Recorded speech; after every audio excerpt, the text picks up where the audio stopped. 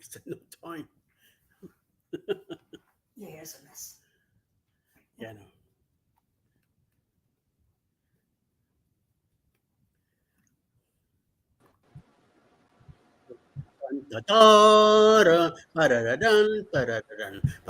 What's going on? Dun dun dun dun dun dun dun. You're live. Dun dun Oh, dun dun. Dun dun dun dun dun bum ba-dum. Bum bum dun dun da la la la. I was not planning on going live tonight, but once you text, I said, oh, okay. Thought it was gonna be you, so oh, you put it on there. You told Pedroza we were going live. yeah, because that's what we talked about last night. He said, yeah, I'll probably go live tomorrow night. What does it matter? I say, what does that matter? How you doing, Mike? Hello. Are you going on the Halloween cruise next year? With us, yes. Yes. Yes. Yes.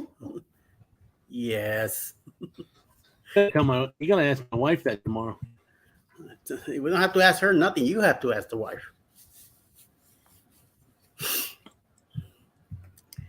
Man, it's filling up, dude.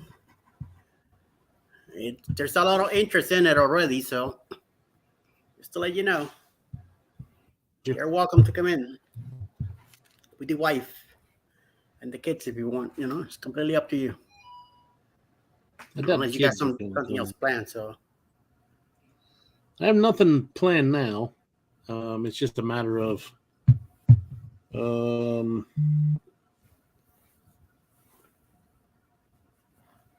I don't think I had anything from July to January.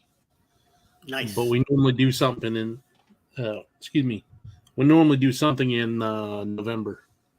Okay. So it'll be up to her. Yep. We will see how Tennessee is this year to decide whether or not we're going to do Tennessee again. Okay. Well, knowing Ricky, she'll come with us.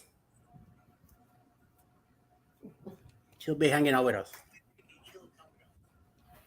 She's going to be hanging out with us in this October. So she'll definitely say, yeah, we're doing this next October again. Hello, my Cashew Nation. Hello. Jennifer, how you doing? Unless it's Andrew this You time. want to come up? Bud Files, how you doing? How you doing? Put in the link in the chat. If anybody interested, please come in. Don't worry. Mike is already being fed. He doesn't bite unless he didn't get his whole Only fill. if you like it. Otherwise, but don't worry. Nothing to worry about. I got the taser with me. If he gets out of hand, I tase him. It's Andrew. How you doing? Yo, come in, Andrew. Come in. The link is there. Pop it in. Page? Huh? On your page? Yeah, We on can my tell page. you about all the cruises that your wife booked you on.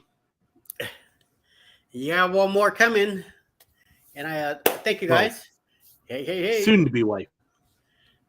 Well, it might as well be husband and wife already. After 5 years, Yep. You're legally married, even if you haven't signed the paper. So you like it or not, buddy. Nah, it's 7 years in Virginia. Maryland doesn't have common law. Oh, okay. What is it? 5 in New York? I thought it was 7. 7. Okay. That's what I thought. I think in Florida it's 5. Texas, who knows? They probably have 2-3 wives over there in Texas.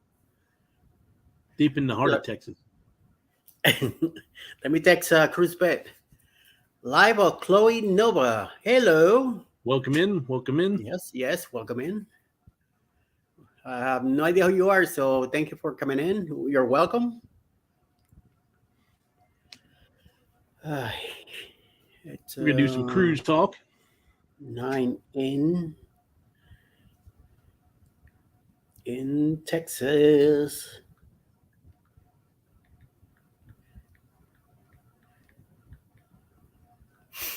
Okay, I'm letting Mike Cruz bet no. Oh, that's Chloe's account. That's her it's in daughter's Chloe. account. Oh, okay. I saw Chloe and nah, I'm not gonna say anything. You say might be, not be. So how Chloe has an account. Wow. Chloe here. She should You be gotta get them asleep. watch hours up. She's underneath the pillow without her own cell phone. Going, Daddy, Mommy are alive. I'm gonna be live too. Canadian life is like. Hello, Tiffany. She here? No. Oh. I said they have a life.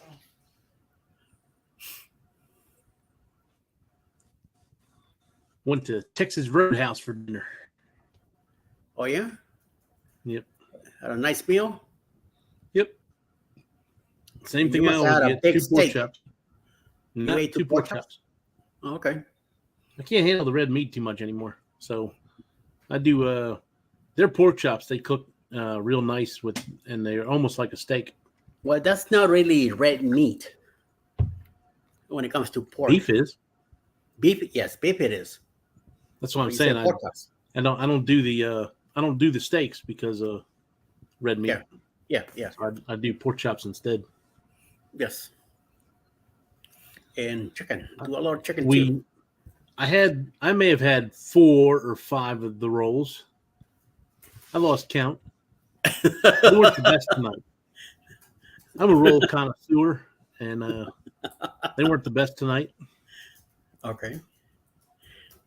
Especially when they come hot from the oven and they put them on the table and you smell them and you're like, oh, Lord. Hey, Orange Cone, how you doing?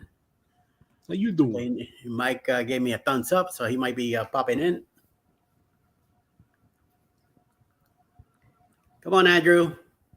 Let's go get you in the live here. Mr. Orange Cone, you're also invited. She was on my phone, and I switched to her account, so you don't accidentally get weird comments. Tarabachaleras. Poor kid. She's already getting blamed for whatever you're doing. Nice. Very nice. Very, very nice. Oh, man, I'm telling you that the cruise that I'm coming out with is already getting a lot of attention. So I'm very happy. I was going to be working on the thumbnail tonight, and then you texted me for this, so I'm going to be doing it tomorrow. And then I want to do a video for it, get some info together, get some music, and have it ready for Tuesday night. So we can make the announcement, Orange Code said he went to a fish boil tonight. Door County Fish Boil. Nice. I think I saw a picture like that earlier of fish boil. Someone like putting butter over the fish. It has like some vegetables next to it. Hey, Anas, how you doing, my new blog? Hello. Hey. Cruz Bad is here too. Yo. What's happening, fellas? Let me put the link in the chat in case anybody is interested. Don't be afraid. Mike has his pork chops earlier, so he's fed. He won't be biting anybody. You might be drinking a lot later, but that's okay. If anything, I have the taster with me. If he gets out of hand, I'll taste him. Get closer to the monitor. Here, get closer to the monitor. Let me bless you. Doink. That's what happened to you last night.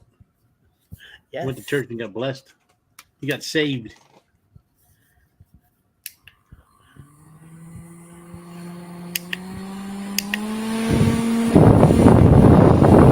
He's got some beat to it.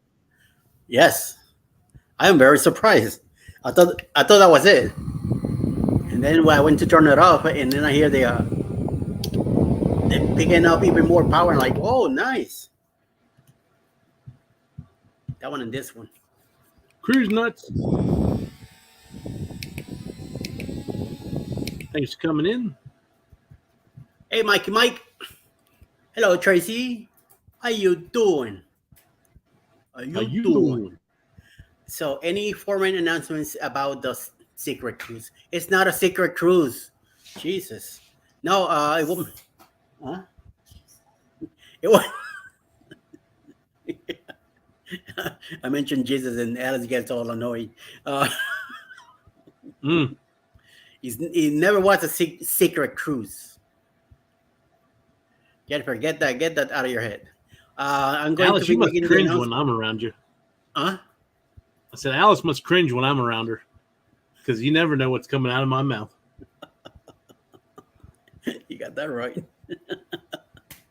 Don't worry, just speak like Thanks, Eddie. You messed up my hair with that fan.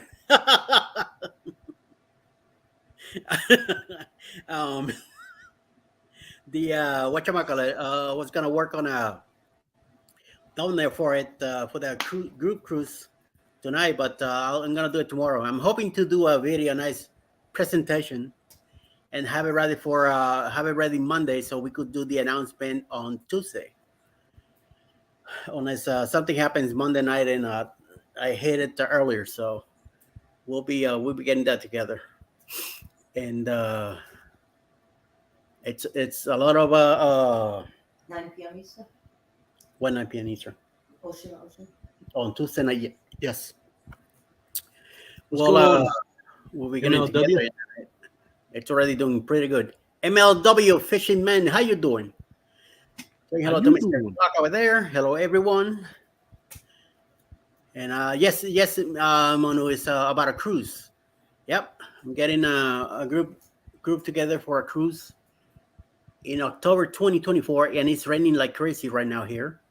So I think that bad weather in Florida or Tampa is coming. Texas is coming this way now. Hey, Jari, how you doing? Good evening. Thank you for coming in. Queen of Disney, she's here. Very good. We're about 70% sure we go on the secret group cruise. Thank you.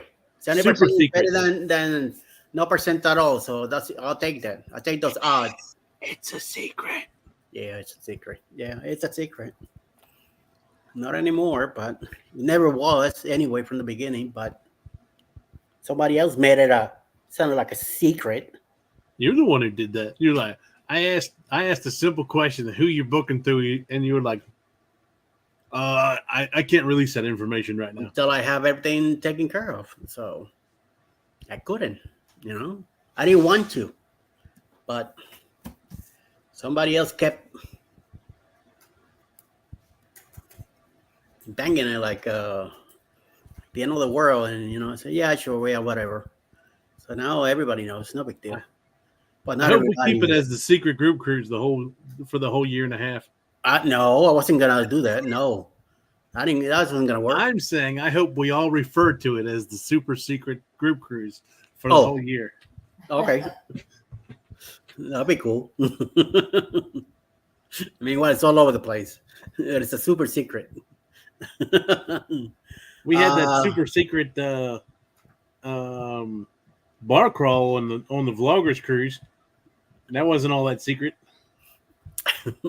Nope. We talked about the here we go again. The secret group cruise when Andrew got home from work. How you kept it secretly, or your talks instead of none? It is secret. Yep. This ain't no known stuff. You get to do stuff here. We're gonna do some activities on the crew cruise, and we just gotta get it together. Eventually. I want to see what kind of things happen on our cruise now in October, so we could mirror that stuff and do it also. Of course, the bar crawl and the candy here, candy there. Sure,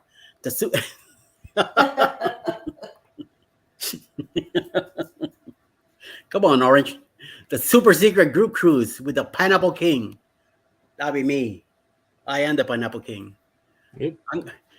I'm gonna get me a crown with a pineapple so I could have it the whole cruise. Everybody's running around all over the place, and I have the pineapple on me. Of course, I have my shirt that says EddieLugoStudios on it, so I could get. I'm doing it for the views, the views and the talk. the secret talks, So how you can make it to October 2024 on the Carnival Paradise. Yes, my agent here, president of marketing, is taking care of business. There you go. Very good. I gotta go Who's to the you still here? Or you left me? I mean, That's 10. oh, wait a minute. 10:28. Oh, Kenny's in the house. What's up, Kenny? I did all right myself. How you doing? I do pretty good. So you heard the word secret and say, wait a minute, somebody's calling me.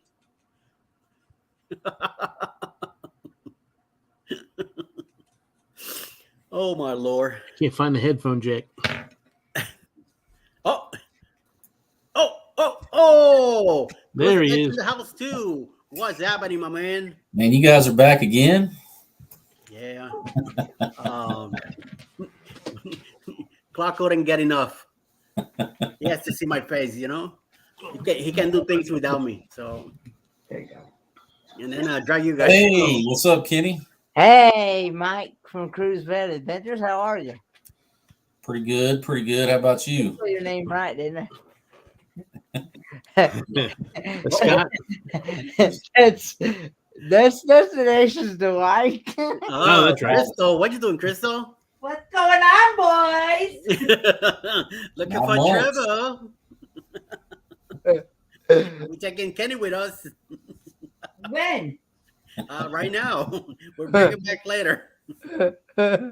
I don't know what later is, but There's a new do not return sticker on him. So if you take him, that means you're taking him for good. Oh, are okay. you ready? Are your back's ready?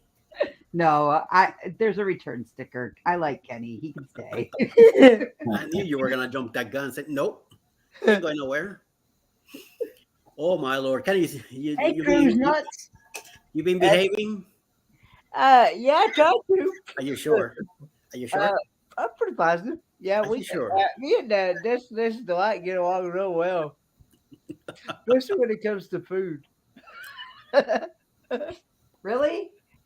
What kind of secret fetish do you got with food? Behave yourself over there. Behave yourself. Ooh. Kenny, you're busted. Because Don't make the mom card come out. Oh, she's been making some really good homemade food here. Mm-hmm. I made it up really good. That change of weather has really done good for you, huh? Yeah. Okay, so filling out. Still cold up there? Yeah, it's been anywhere between the 40s and 50s. Oh, that's not bad.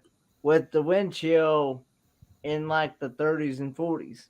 nah. Good weather. Where y'all at? Michigan? Yeah, I live 5 minutes from I live 5 minutes from Sarnia, Ontario. Wow. Okay. Oh, wow. Make the hop, take the jump. I'm Make sure literally 1 hour north of Detroit, Michigan. Okay. Gotcha. One say I have never been to Michigan, and Alice has, and she reminds me. And Someplace that happened. There's a lot of cruise creators from Michigan. Don't have any water other than the lakes, but there's a lot of cruise creators from Michigan. Yep. and She's in Chicago. And she actually only lives about 5 minutes from Michael Ann's Spoil Mama, which is across the border in Canada. Nice. Oh, wow. So if you know Michael Ann's Spoil Mama. Yeah. Have you met her? I met her on the cruise back in October when she was on my very first group cruise. Gotcha. I wasn't sure if y'all I met seen her since you've been up there. her and I met Call Me V. Oh, okay. Yeah. Okay. The cruise, yes. Yeah. Same thing with what's his name?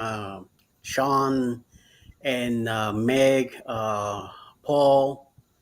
Larry. Yeah, I met all those guys, but Mm-hmm. now Paul and Meg did not go on the For the group, cruise, yeah. They met you in Miami. but they met up for the pre-cruise meetup that we had. Yes. And Yes, sir. so yeah. Very good. Hey, Sharon. Sharon's in the house too. Orange Cone says Hello. Chicago here. Hey Way Sharon. up in the mitten. Yep. Mitten way up there. Cool. Very cool. So any wish to go over to Canada and check it out? Or you just hanging out in Detroit? I mean in Michigan. I'm right now. There's a good possibility I might be able to go over this coming weekend, but I'm not sure. Yeah. I'm having to take care of some other business first to see if I'm actually going to have the funds to actually go. Yeah. So I don't know if right now with things that's happened to my dad and things, Yeah. I'm having to do things a little different as far as being able to pay bills and stuff. And yeah, so yeah. Okay. Cool. Gotta do what you gotta do, my man. You know. Yeah. So One day at a time. Hey, B Duff. Good evening. Thank you for popping in. Hello. He says hello to everyone. Thank you for hey, coming in. Big Travels. Yep. Is that how you pronounce that? Anas here is from India, checking in also. And we have somebody else. Hey, Orange Block. Hey. What's up? What? Hey, Orange. What's up? So how's Chicago? It's doing okay. It's warm down here, and it's 64 right now. So it's been raining 51 here. the last half hour or something like that. So there goes my yard. I was gonna cut today, and I'm glad I did not. With this rain, forget it. It would have brought. Hey, Mutt, how you doing? What's happening? Why so What's going on, serious? Juma? Why so serious, buddy? He's even though look like, what are all these people, these ugly fellows here? Little What are girl. all this? Especially Kenny. Well, Mike Klock got fed earlier, so he's okay. He's easy to talk to. I won't bite the dog. The dog no biting you. Get funny, the dog. See what happens. Look at that. Hey, bud. What's up, bud? That's a girl. Hey, girl. How you doing? You chilling? You watching TV with daddy? Huh? Oh yeah. They like that stuff. We got her just about a year ago, Nice. and she was adopted from a rescue down in Jacksonville. Cool. Ours are 5 years old, and we rescued them from the basement at a building where we were living in Brooklyn. Yeah. The sisters, they fight like it. Sometimes they're adults now, but still they fight among themselves like crazy. But we used to pay attention to that at the beginning. Now we just let them do whatever because 2 minutes later they're licking each other's tails. It's like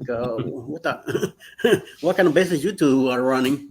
And make it look like you're mad at each other, and then they lovey. So right now one of them is up in the tree up there, the other one's on top of the sofa. I guess the rain is gotten smooth and easy, and they're taking a nap now. And once we go to bed, them two are gonna be awake and run around all over the place. So, they're just acting like, oh, sure, we got nothing going on. And then later tonight, they're gonna have a party. They run around, they take over the house, later. So, Najuma, how you doing? Hello, Alice. I'm doing good. How are you, Alicia? Because you say, how you doing? How you doing? How's Queens doing? Everything good. Chris Nuts, of course, showing the nuts and pineapples. I am the pineapple king, even though Klock is trying to take my my crown away. But that's not gonna happen. Howdy, y'all. You back? Yo, yo, yo. I had to Welcome switch back. devices here because the device that I'm on, for some odd reason, it does not allow me to stay on StreamYard. For some You odd sure reason. you're not drinking, Kenny? I'm pretty positive. Sure. You're pretty positive that you drank or no?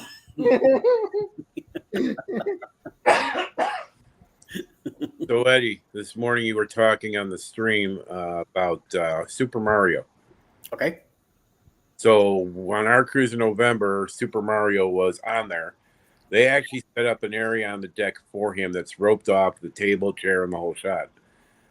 This guy's been living on a cruise ship only with Royal brand for the last 10 years. Ouch. Wow. And Yeah. he is a his story basically is that he came to the United States at 12 years old on a raft from Cuba. No parents, no adults, and he built his life, and he's a investment banker. Holy. And he chooses to live at sea, and his assistant travels with him. Wow. Wow. Wow. I'd like to be his assistant. So every 3 months, he changes ships. Oh. Nice. Still nice, Sergeant. I'll take it. It's one way to keep going because I'm okay with being on a ship for 2 weeks. Then after I gotta be on land, so I'm not too much of a being out there the whole time. Right. Because I love cruising with my wife, but I hate being out on the ocean. I hate the ocean with a passion. I don't see what's down there. I'm scared. You know what? Out of it. So, but I don't mind being on a ship. Well, Just some actually- friendly creatures. That was my first cruise. Yeah. November. And my significant other was her third cruise. And I never really thought about cruising as an option for me until I did it, and now I don't want to do anything else. I'm all right. I'm working on booking another, doing my own group cruise. Finally, having one myself. So, so it's like looking to do more of this stuff. I used to back in the 80s and 90s. Was constantly on a cruise ship, and then I stopped around 93. That's when I got sent to work in Puerto Rico. Went there for 2 weeks, ended up staying there 6 years. Then I came back to the States in 99. And then went on working. Finally, I met Alice. We got together. We got married. In 2010, she went on her first Royal Caribbean cruise with her sisters to Bermuda, and then that kind of started giving me the itch for it again. So we finally planned one out in 2018. We did our first NCL together, and then right after 2018, 2019, New Year's, 2020, we did another one. And recently, after the pandemic, in January 2023, we did the bloggers. So our next one is the booze cruise in October. Then we have the Prima in January. And then the following booze cruise 2.0 in October 2024 for now. So it's coming back, Well, my first cruise, we went big. We went on the Oasis. And our next cruise, which is August the 24 to Alaska, will be on the Encore. Nice. I'm still debating on the Encore. Might be doing a group cruise with Ocean and Embarkation Nation. Yeah, but we're in following year doing after Alaska 25. We're thinking about doing Italy and the Greek islands. I'm not sure if we're going to do Celebrity or we're going to do NCL. I love NCL. I really do. I haven't been on Royal Caribbean yet, so I'm not gonna say anything about it because I haven't been there yet. The Carnival I remember from back in the 80s and 90s. It used to be wild and crazy. Things were more crazy back then, I guess.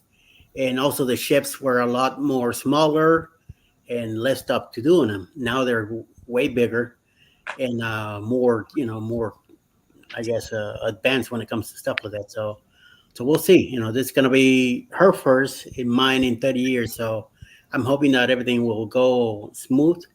And even though I haven't been back to really know what's going on, I'm already booking another one. So I got a funny feeling that things are gonna work out very well. There's gonna be a lot of creators in this one now. So it's gonna keep me pretty busy. Yeah. Why not? We're coming back home. That week's gonna fly by. Well, I don't know if you heard that on the Utopia of the Sea, they're going to have a new type of restaurant. That's going to be an augmented reality restaurant where you're on a train and you're taking a journey around at various destinations around the world, and the restaurant moves like a train and has the images going by in the window. Wow, interesting. Yeah, see, that's what Nice. I was telling somebody that the other day. I heard a little bit about it, but I didn't know exactly how it worked. But Nice. I have my next cruise certificate right here. That as soon as they drop the dates on Utopia, I plan on booking it. Sweet. Yeah, Mike is gonna be in the what is it, in the Icon, Yep. the inaugural cruise. The two fellas on top of me is Mike, and they're both gonna be in the Booze Cruise. Mike and Mike. Mr. Klock and Cruise Bad Adventures here. It's my brother. All three Mike. of us are gonna be in That's the my brother Booze Mike. Yeah, it's the two mic YouTube policy. Yeah. Well, I'm debating about going on the Icon. I have a friend, as I mentioned this morning, who's on there. I think she's going on the 4th or the 5th cruise after the inaugural, and they got the family townhome on the back of the ship. And for a family of 4 for a week, it was $72,000. Yeah. Ooh, Yeah. wow. And in 2 weeks, she's leaving to go to Alaska on a Disney cruise line, and they're in the Walt Disney Suite, and it's like $25,000 or $30,000 for the cruise. My Lord, I could. Must be nice to have money. Yeah, it must be. Wow. Holy Speaking moly. of group cruises, Oh yeah, that's right. You have one too. Ford Man and Destinations Delight group cruise is November the 11th through the 16th, going out of Charleston, South Carolina, going to Nassau, Bahamas, and Half Moon Cay on the Carnival Pride. No problem. Or, I'm sorry, Carnival Sunshine, I mean. Sorry about that. This year, right? Carnival Sunshine, I'm sorry. That's It's this year. Yes, 2023, November the 11th through the 16th, 2023. Okay. And we are looking for more people to come and join us. And we're also looking for a Helping Hands for Cruising recipient to join us as well.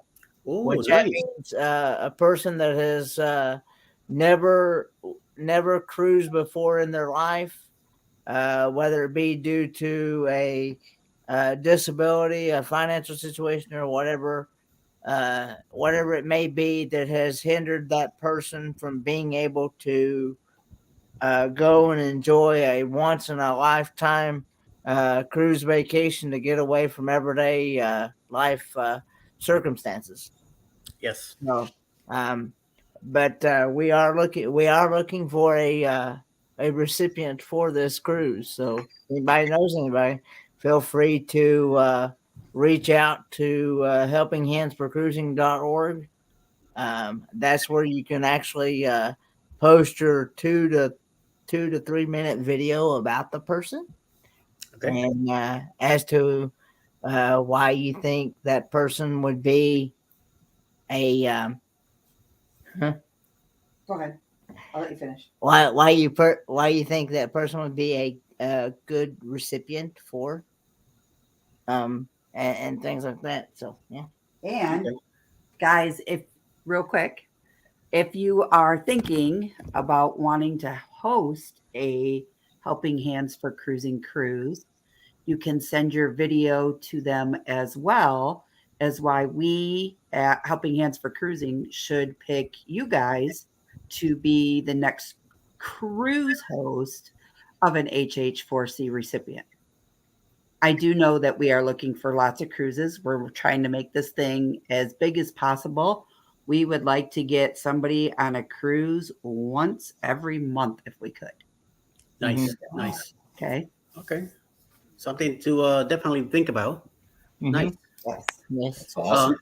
Kenny, if you have the link for it, go ahead and pop it in the chat. I'm not a model. I'm not a model on either channel. Wait, and you're under my channel here on this computer. And well, I've got mine, Okay. the YouTube chat on there.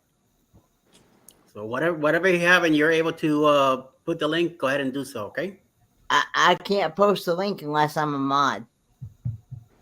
Okay. So Let me see if I can get you. yeah. I thought you were a mod on my channel. I'm not a mod on yours, no. You're not a model. Who says you're a model? I'm not a mod. Oh, Let me go over to my moderator. channel real quick. I said, Okay, hey, what are you Let doing, me lady? go over Huh? to yours then. Let me go over to yours. What you been doing in Michigan? Modeling? No. You sure, Kenny? You sure? You've been talking about Canada, so hey, you never know. You might be able to jump up there and do something. Oh, okay. While you do that, Mr. Orange Cone, you have anything else? You've been holding like you wanted to say something. No. Okay. But I'm passing on the information to my friend who is going to be on the icon because she tends to sponsor families on trips. Oh, nice. Very nice. Thank you. Cool. They try to do a family a month. Very good. Very good. Thank you. Thank you very much. Also, if you have something you want me to put in the chat here, we could do so. Or send me the information to in Facebook. I have a group called YOYOYO Brooklyn in the house. You could post stuff there too. Okay. And that I share to a whole bunch of places. So that could help out also. And same thing with you, Kenny. You find me in Facebook under YOYOYO Brooklyn in the house Facebook group, and you could share your stuff there. Okay. There's no section or anything like that. You just make your post and put it up. No holding back, you know. So I think with you, Mr. Bet, sitting over there chilling. Okay, Kenny, I think you're mod now. All right. Oh, on your channel now? Yeah. Moving up in the world, sir. Hang on a minute. Let me see if I can. I thought I already had him as one from when we were doing the Oh, I am now. Okay. All right, there we go. Yeah, okay. All right, there I am. We show some love and support with both YouTube channels. Yeah. Hey, James here. Mr. James. I Hey, saw Welcome in. also what's going on. Day One Adventures is also here. Thank you for coming in. Welcome. Good evening. See you guys in the morning. Here in the evening also. Very good. We're talking here with Kenny, getting him in trouble, getting him out of his comfort zone, getting him to talk about cruising and some good stuff. He's talking to us about Helping Hands for Cruising. Excellent. Also talking about the icon, which these guys here are going into. I have no plans to go on that big ship yet. I am looking forward to see it because that's gonna be an immense animal. To see that thing floating, it's incredible how technology these days is moving forward. You know. The interesting thing about Icon is the client who my company works for, we transport their product, is manufacturing all the carpet underlayment, the carpet padding for Icon of the Sea. And 2 months ago, we shipped out 100 shipping containers with 400 rolls each just for the ship. And then next month, they're shipping out another 100. Wow. Yeah, but I also do the Sun Princess. We do all the Carnival ships. Yeah. We basically do every ship in the industry. Nice. So every carpet we walked on, it's from your company. From my client's company, yep. Nice. And that's something. Small world, man. Yep. I get to see them manufacture the carpet padding for marine purposes every day. Sweet. Sweet. Believe it or not, people think the carpet padding is very complex to make. It's actually really simple. They take recycled foam, they shred it up, they mix it with castor oil, they bake it in these giant 10-foot high buns, and that are 30 feet long. They skim it down to the thickness they want. They put a backing on it like Stainmaster or Marine, Yeah. roll it up, put it in plastic, and it's done. Nice. Look at that. Telling you. Nothing like it used to be back in the day. We the sections one by one. Now it's threading machine. They take care of all that stuff. Wow. Yep. Hey, Bots, how you doing? Good evening. Thank you for coming back. Thank you for hanging out here.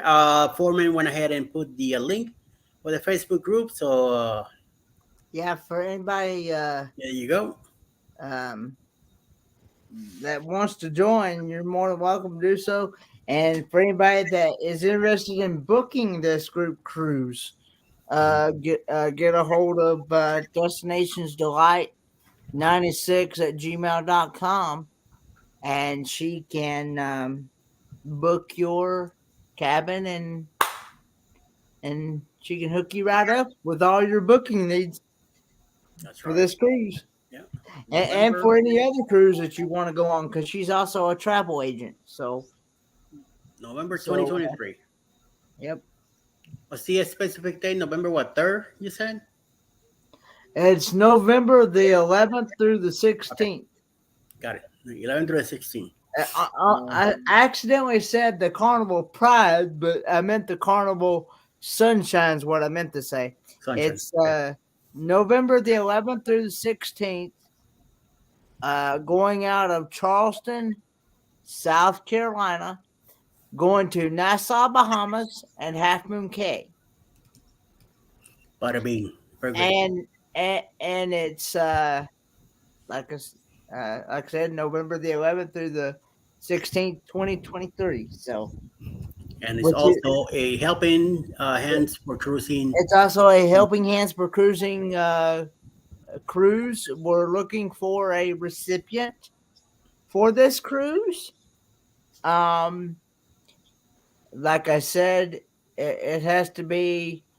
It definitely has to be somebody that has never cruised before in their life, whether it be due to a disability or a financial situation, yes, or whatever the circumstance may be that has hindered that person from being able to go and enjoy a once in a lifetime cruise vacation, to get away from everyday life circumstances.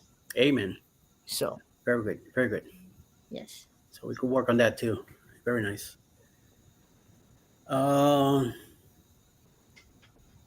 Norwegian Breakaway Carnival Pride and Blue Cruise October 24 of Eddie. Oh, okay, nice. This is what Jane Catanese has to say. So he's booked on the Norwegian Breakaway, the Carnival Pride, and the Booze Cruise 2.0 in October 2024. Sweet. Nice. Very, very well. Thank you, James. Well, definitely looking forward to see you there. Butts here says hello to Cruise Pet. Hey. Very good. Hey, Mike, you doing a live tomorrow morning? No, I've got a video premiere instead. Gotcha. So it's 10 o'clock Central Time for my Cozumel port visit. I saw your post today, and I went ahead and shared to the group. So appreciate it. Oh yeah, helping every way I can. Definitely making sure that things are promoted and move around and stuff like that. So it's good to help everybody. You got to do what you got to do. You know what I mean? Don't be like Mike K. Yeah, I pretty much gave up on my Grand Cayman vlog. I think I'm looking forward to that one. I think that one is just not going to happen. So okay, just I screwed up and I shot. For some reason that day I was shooting in 360, And I don't know why I was doing it that way, but I don't know. I guess maybe it seemed like the thing to do.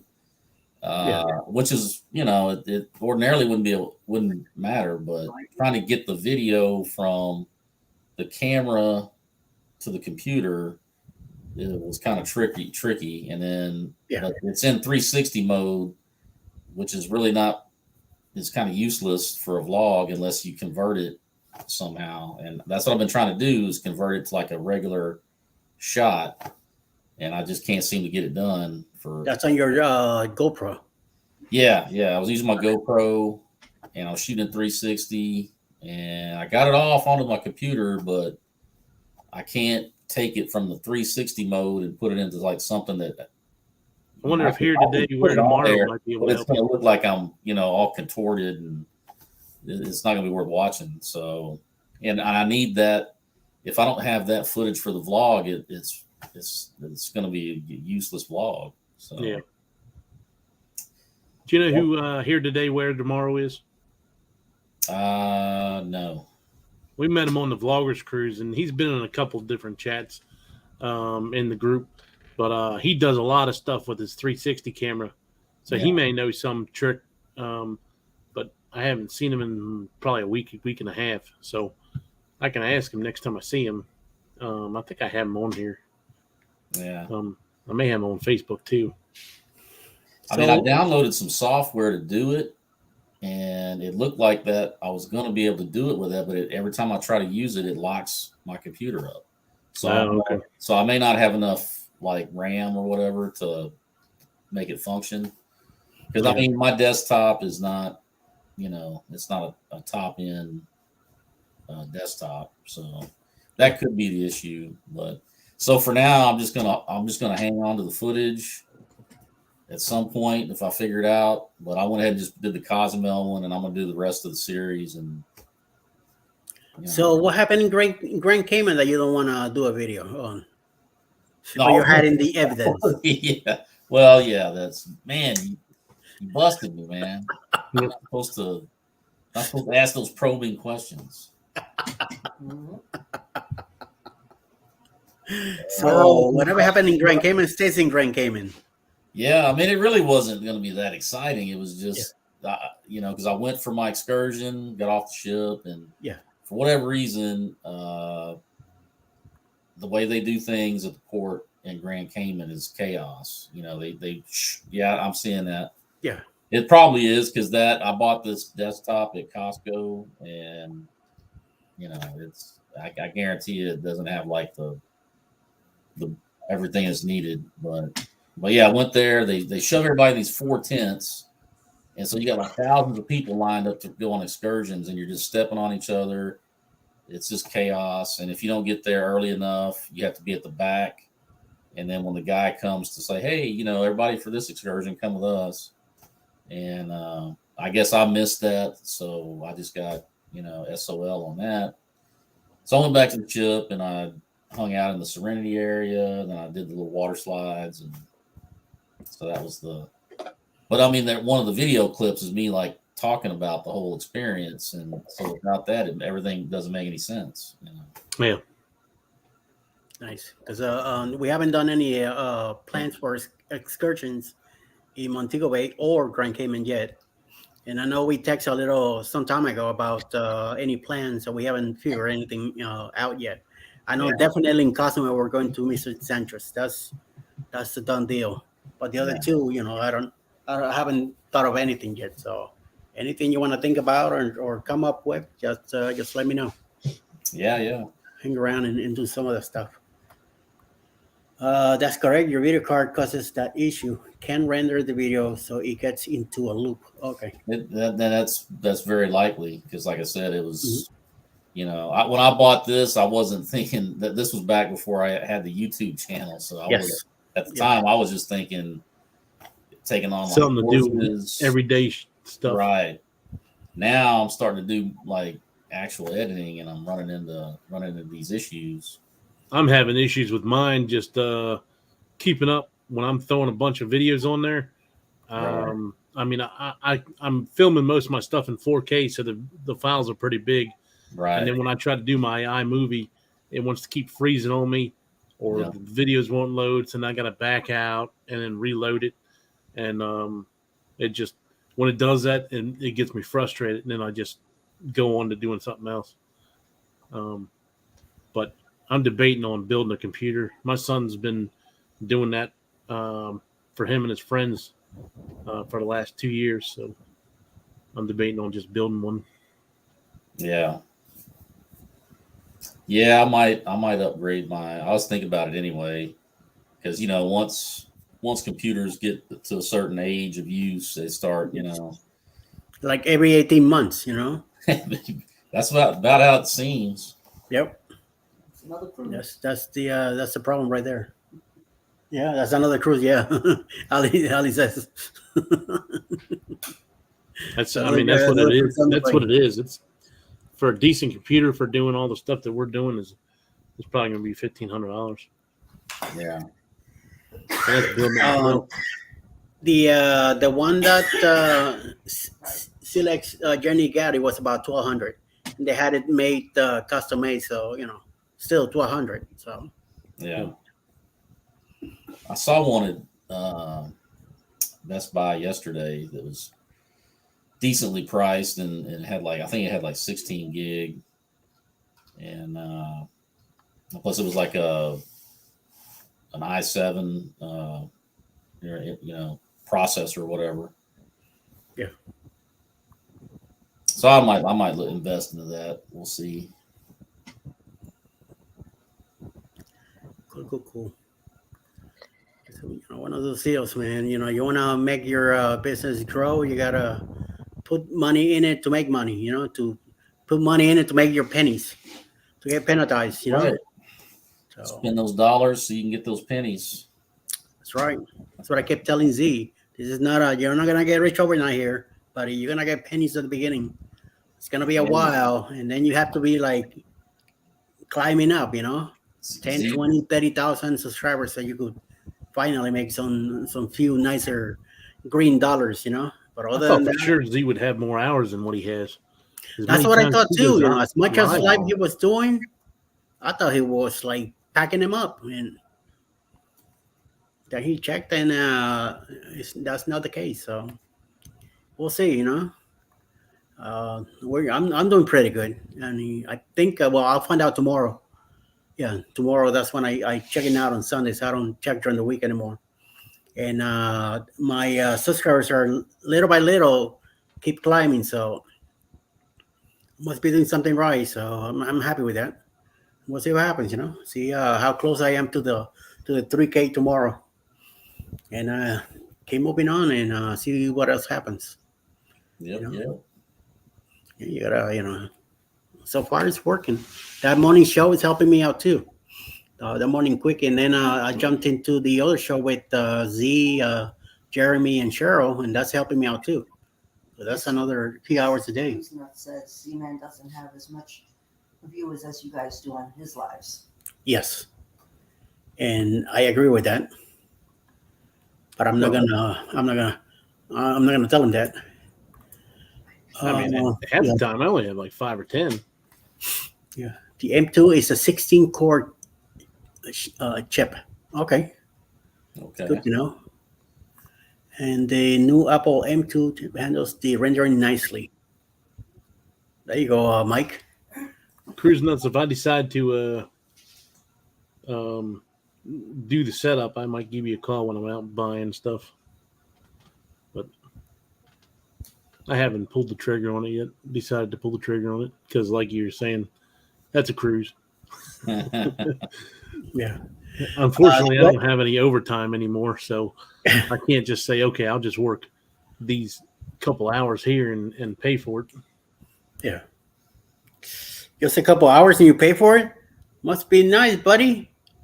Yeah, I'm in the wrong field. Well, too late now. I'm already retired, so to edit 4K video better, you need a i7 or 1-7 or AMD 7-9 processor, a minimum of 15 gigabytes RAM, and 4 to 8 gigabytes of graphic card.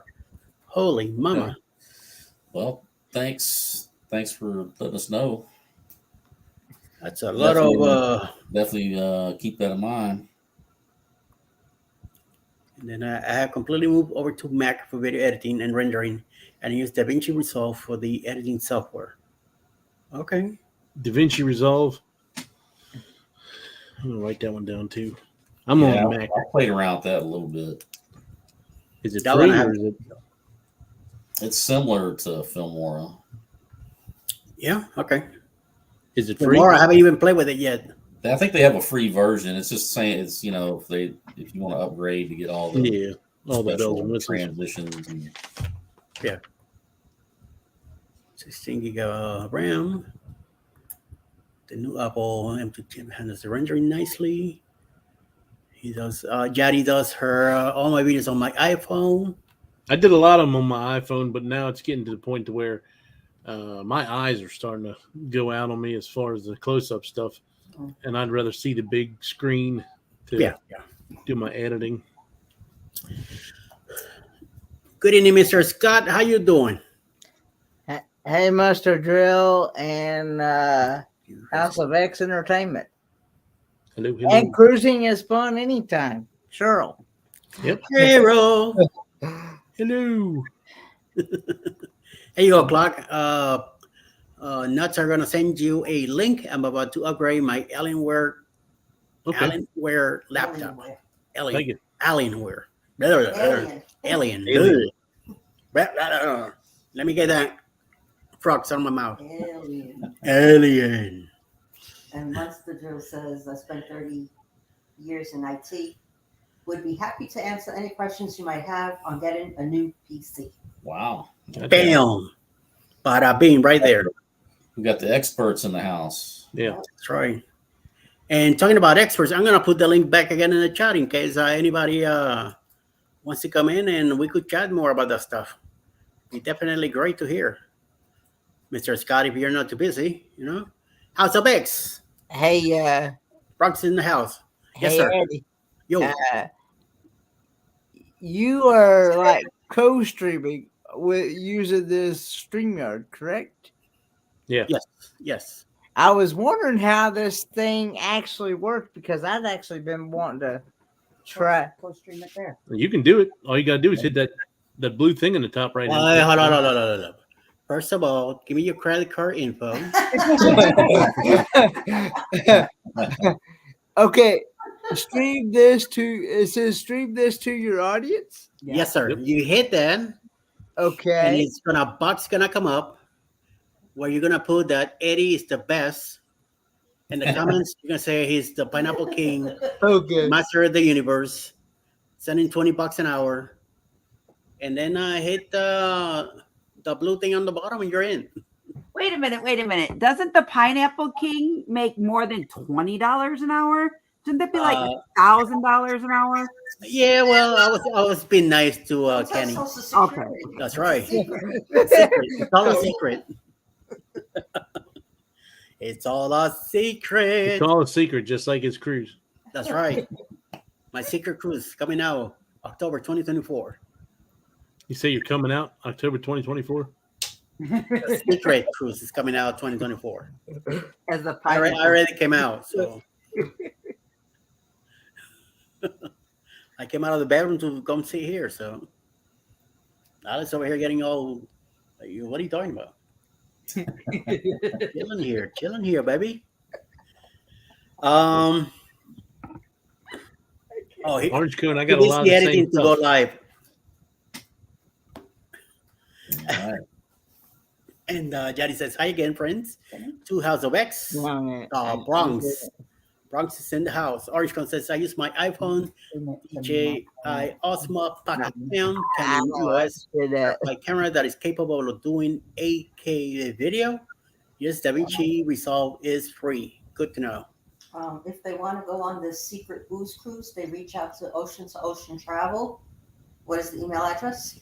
Bruce at ocean2oceantravel.com. I got a Nice. Sony VZ1. I got my iPhone. I got my Hero 8. This is what I got. And I got my Pocket Osmo 2. cell phone.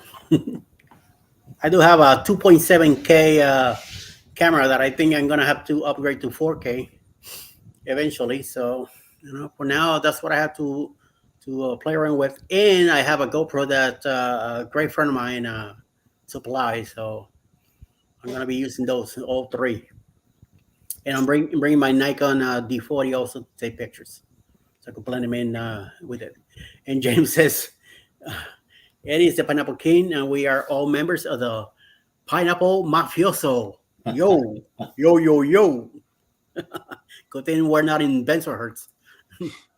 Pineapple King, that's right. Oh, that was a good one. Bless you. Bless you. Thank you. I think she Pineapple Queen spontaneously does combusted. spoken. So, yo, I've been wanting to get a GoPro. Yes, very good. Yes. Yeah, I got the Yeah, Yeah, if you GoPro watch the Max. Cruise Nuts, that's what they mainly film on is GoPros. Yeah, I got my little GoPro Max 360, nice. which is good. I mean, it puts pretty good footage out there. And I got my little cheapo little camera I got on Amazon for doing underwater stuff. Yeah. Yes, now I know that you told me about it, that I could do the 4K with the settings and stuff. Yes. Yes, sir. Looking to get an Auto Evo 2 AK drone. Ooh, nice. Nice, nice, nice. Very nice. I think my next camera is going to be a 360. I kind of like some of the stuff that I can't remember what the hell his name is from Here Today, Where Tomorrow. Oh, the one in the stick that goes up and Yeah. yeah. I know which one you're talking about. I don't know the name yet, the name either, but yes. He pull stuff off of it to where he can put his VR headset on, and when he puts his VR headset on, it looks like he's like reliving everything. Yeah, that's pretty cool. Yeah, I got to see that thing in action in the bloggers when we were sitting over by the Starbucks having coffee and talking to with Tony and all these people over there. It was That pretty and nice. they're waterproof, and they have that extra lens on them, so when you stick them underneath the water, it doesn't block the lens. It doesn't give a blur on the lens. Yeah. And as Scott here says, Insta360 times X3. Yep. Cindy is saying hello to everyone. Call Me V is also here. Hello, V. How you doing? Hello, Tommy V. Everybody's Danny saying, "What's up, Mike and Eddie and panel?" We're trying to stay out of trouble, Danny. So no worries. James tells Cindy we say hello. Everybody saying hello to everybody. Good. Let me put the link back again just in case somebody else wants to come in. Join the panel with us. We're talking about camera equipment, stuff to do. So very nice. Wow. My dream camera is a Blackmagic Design URSA Mini Pro 12K digital film camera. Sells for $7,000. It's a cinema quality pro camera. Wow, we're talking big time here. Oh, yo. Yeah, that's big time. V, 2 mics. Yeah, that's our policy. My policy is 2 mics per night. Otherwise, we don't go live. Kenny got mixed up. Kenny told me his first name was Mike also. Yeah, I think they take away your watch hours if you don't have at least 2 mics. Yep. On your panel. That's right. James did. Told Cindy. Mike Klock, check your email when you get time, okay? Yep. Hey, halfway everybody. I am technically challenged as well. I don't do well with technology very much. Hello. Ooh. That little thing. I'm here for mic drop.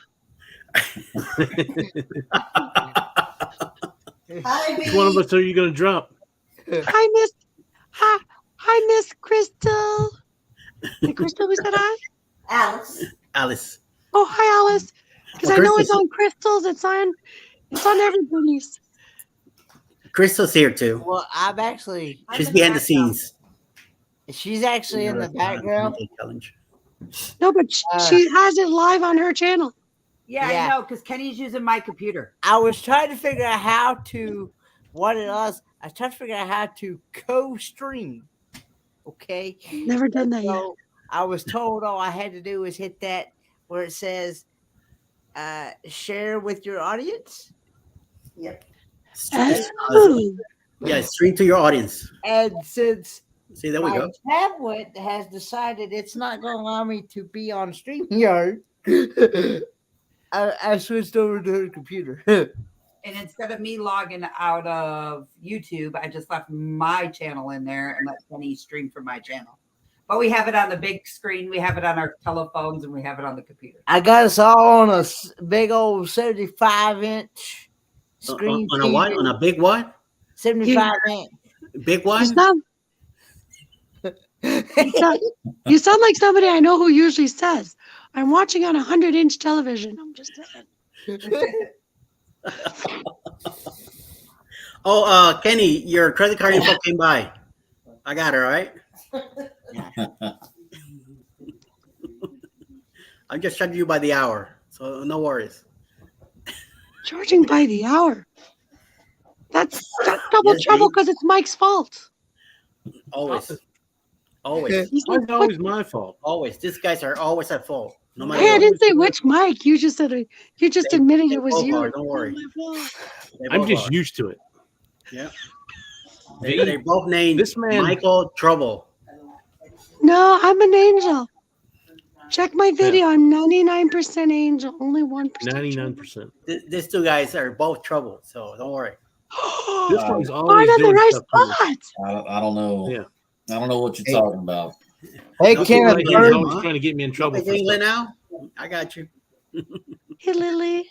No hablo Hey, español. what does this little S mean beside Lily's name?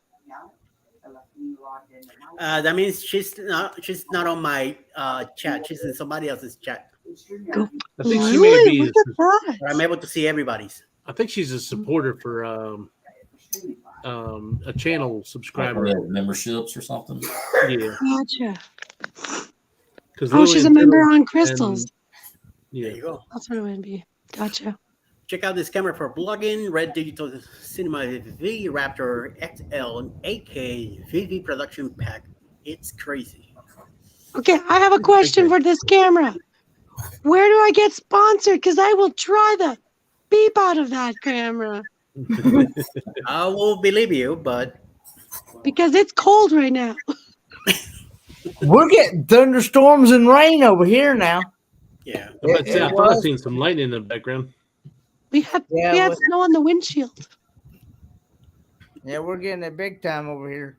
We were. I don't know if it is. I don't know if it Yeah, still is now. it's been raining here the last hour, so finally came by. You know, it's been in We had enough Texas of that yesterday. and everybody else. I was just sitting Now here. we're finally here. Scotty, how you doing? Hey, Scotty. I'm really tired. I've been traveling all day. Nice. We have the master tech Oh. here, so if any questions, anybody wants to know about technology, just the man to talk to. Okay, why does not my washing machine not climb up the stairs to get my laundry? Oh my god.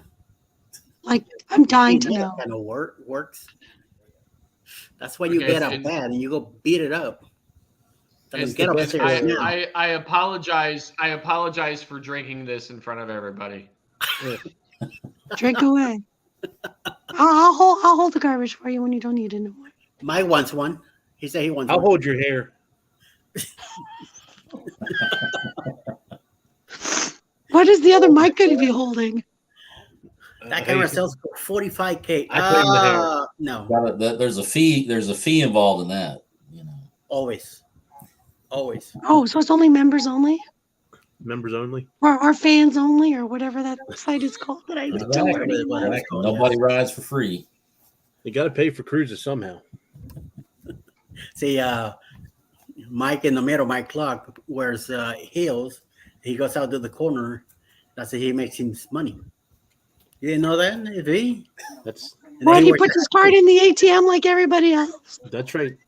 How I pay for my cruises is my business. Hey, it's because Eddie tried and he couldn't even get a $5 bill, That's right. Which Eddie you talking about? They all looked at Uh-huh. Alice and were like, who's this guy? Oh my. So, Mr. Scott, what's the Gotta with turn my fan down. the 4K and the 360? All right. What's going Listen, on? I don't know what's going on, but I am hearing everybody 3 times. Wow. Must be the corona. That's what I say. That's some powerful Corona. Share the wealth. How many wins you got open? No, it's definitely not the corona. He had to process that 3 times. Kenny's fault. That's what it is. I ain't done nothing.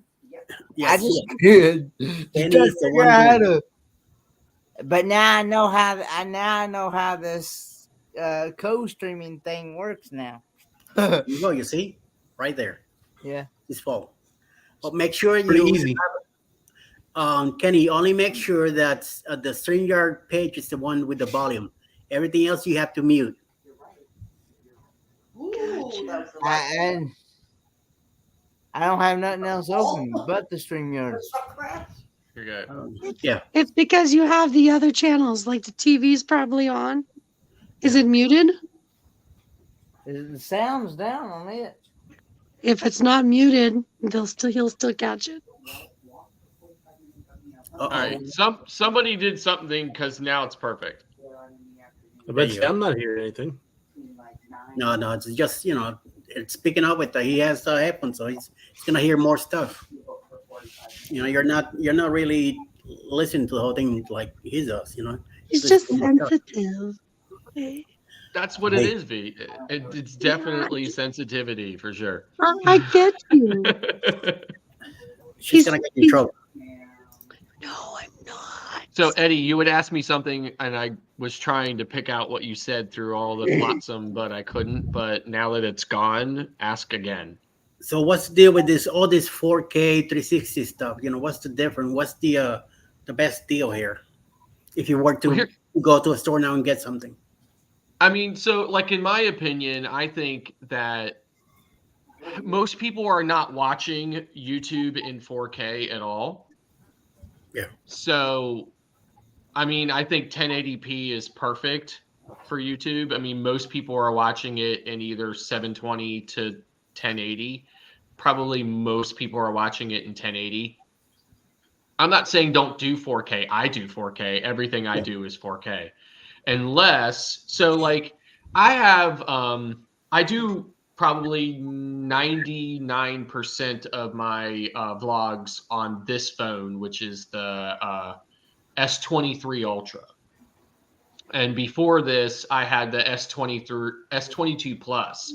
So I use this function in the camera. It's exclusive to Samsung flagships. It's called Director's View. So if you watch any of my videos, you'll see I'm up in the corner, and then what I'm seeing is what you see in most of the videos. And that is just a function of this feature called Director's View that is exclusive to Samsung flagship phones. So when I have my camera set for 4K, both for the front and the rear camera. But when I go into Director's View, there's a limit at 1080p.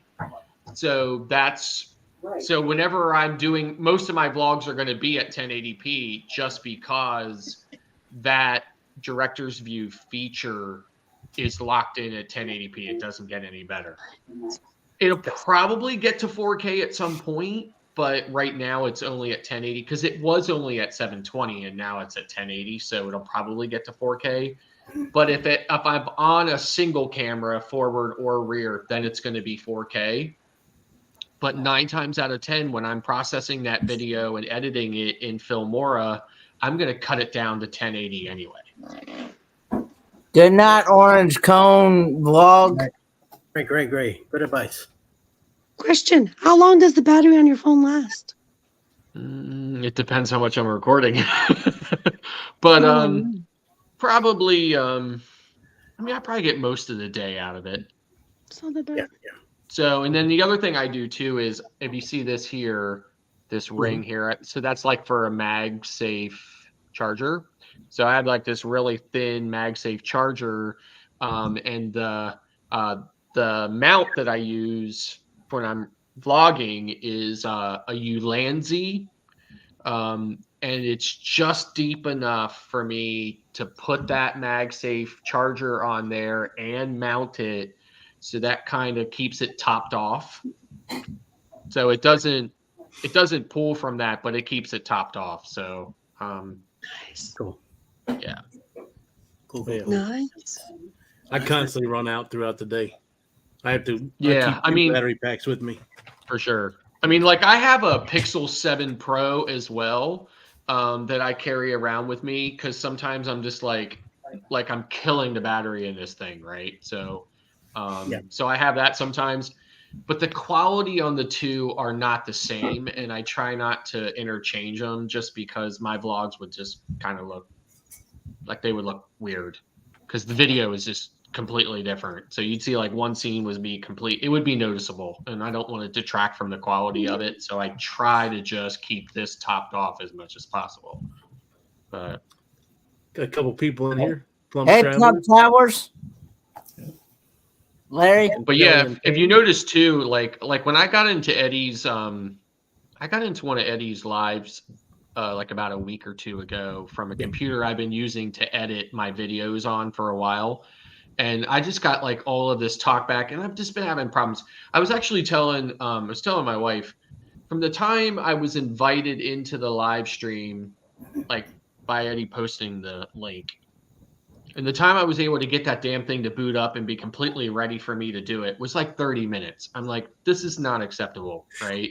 Wow. So if you notice, like in the last couple of videos I've been in, like when I was in like the morning show the other day, I probably didn't notice, but anyway, there was a box in the background or whatever. So I went ahead and bought all the components I needed. I'm building a completely new top of the line PC with it's got an i7 12th generation processor in it, a 3090, an RTX 3090 graphics card in it, and 32 gigs of RAM. It's all MSI, so it's an MSI build. So it's an MSI case, it's an MSI motherboard, MSI RAM, MSI video card, the whole 9 yards. So I put that entire system together. It's an absolute beast. It will carry me probably for the next 4 or 5 years. I put it complete, the whole thing, even a copy of Windows, for about $900. Okay. So where do you live? I'm driving from Canada to go see you. So anyway, I mean, if you're interested in knowing exactly, what you need to buy, and if you want to put something like that together or whatever, I'd be more than happy to talk to you about it. Just contact me, send me an email about it or something, or a IG message about it or something like that or whatever, and I'll get back to you on it. But I bought most of the components from Amazon, so I mean, it's all readily available. So like I said, that system, I should have it up. I'm away right now. I'm in an undisclosed location. I can't say where I'm at because you must be with. I mean, I can say where I'm at. I mean, it's no big deal. I mean, I've been traveling all day. I'm spending the week here in Virginia is where I'm at. So Virginia. You're an hour away. So I live in Pennsylvania. I'm now in southeastern Virginia, so I'm be spending the week here. And but when I get back, I'm expecting the last component of my build to show up while I'm gone. And when I get back, I'll stick that in there, and then I'll be back up and running on that. Now that's part of my whole kind of like studio vlogging setup. So what I do with that is I have a Sony ZV-1 that I have set up on a tripod with that, and I'm using an Elgato cam link to connect that to the PC. And then I use OBS to do all of my in studio, but I haven't done a studio video in quite a while because I've been on like continuous nonstop cruises since like, God, I don't even know, like October of 2022. So, so I don't do too many in studio videos. And the last couple of live streams that I've kind of hijacked, including this one, I'm just like using like my regular computer with a webcam. So, and now I'm on my laptop, which is a Dell G5 gaming laptop with a 3060 card in it or whatever that I travel with it. It weighs 10,000 pounds. I have a Swiss Gear laptop over here that the handles are tearing because this damn thing weighs so much, but it's brand new. I just bought it. I spent like $1,500 on it. And I use this to edit my videos when I'm on chips.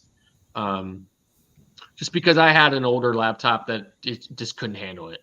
So, but in any event, I've been using, just like I said, a regular webcam thing to do stuff lately, but hopefully I'll have that whole system back up and running within the next, I don't know, within a week or so of getting back from here, and then I'll be ready to, maybe do some more stuff from that. But now the other thing too I do on that computer is I use a software-based sound mixer called oh my God, see, like when I'm in Mexico, they tell me I drink too much tequila. When I'm in Virginia, I'm still drinking too much Mexican beer.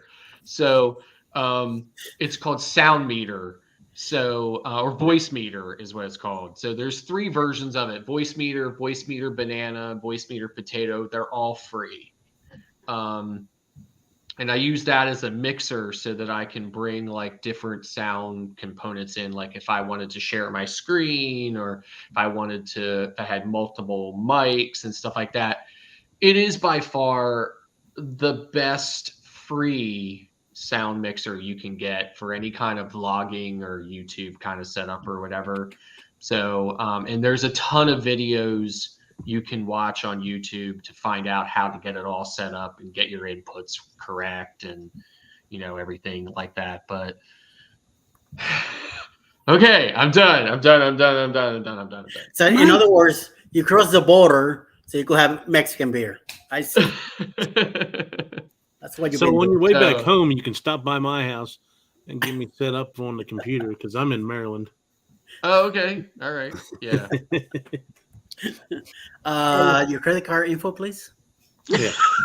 Oh, okay, hold on. Wipe You here just for type it in the access. chat. A wow and refill. Put some gas in the car and then come over. No, Scott, man, you're welcome anytime. And don't worry about no taking over and stuff like that. That's no biggie. The more we could learn, and if you're willing to help us with that, hey, more power. Yeah, obviously, I don't know everything, but I spent 30 years in IT and building servers, administrating, setting up networks, systems integration, all that kind of stuff. So, like, when it comes to technology, I definitely know. I hate to be like, I don't want to be a jerk about it. I know a lot about technology, so yeah, you know more than me, so. But yet you can't figure out why my washing machine can't walk up the stairs. I tell you, go get a bat, smack it a few times, and that machine will go up the stairs quickly. Do you want me to do a short or a long for that smacking of my washing machine? Do both. Do a long first, and then cut out a short out of it. But if you want to know how to set up Nitebot, check Jeremy, because Jeremy knows way more about Nitebot than I do. So. Yeah. Why is there not a daybot? I'm still confused. That's a good question, V. But if you come up with one, talk to Jeremy. He might come up with a daybot. You never know. Hey, Jeremy, make it happen. I got hashtag dad joke on mine and a couple other things. Arving with G had a question about OBS. Yeah, what is OBS? Yeah, I think it's called. I think it stands for. There's 2 versions of OBS. There's Streamlabs OBS, and then I think there's just like OBS. I use just OBS but it's I think it's like Open Broadcast Studio, this, that, whatever. Anyway, it's just Oh, yeah. basically a streaming software you can use. A lot of gamers use it. I use it just because it's free. So, I mean, that's the only reason why. I mean, I have an Elgato Stream Cam, so I can use Elgato software if I want to manage the video portion of the whole thing. But I just choose to use OBS. OBS is open source. It's really robust. You can really just drill down into it. Get think about it like this. Like if you know anything about Photoshop, photo editing, which is similar to video. Think about like when you're editing your video, everything is in layers, right? So with OBS, you can layer sound, which I think is, really pretty cool as far as, from a power standpoint, like for you to be able to layer sound components and stuff in that, I mean, it's really pretty, it's pretty cool that you don't have to pay for something that powerful. So that's just why I use it. It's free. And, again, I'm a geek, so I'm an IT person. So that kind of stuff just isn't intimidating to me. I can just use it. I can do stuff with it. So it's not really that big of a deal. Other people might be a little bit intimidated with it. It's pretty easy to use, and I always say to anybody, if you don't know, ask me. If I don't know, watch YouTube. Find a YouTube video on it. That'll show you how to do it. So that setup you got, are you using, did you say Filmora for your editing? Yeah, so I've been using Filmora since the beginning.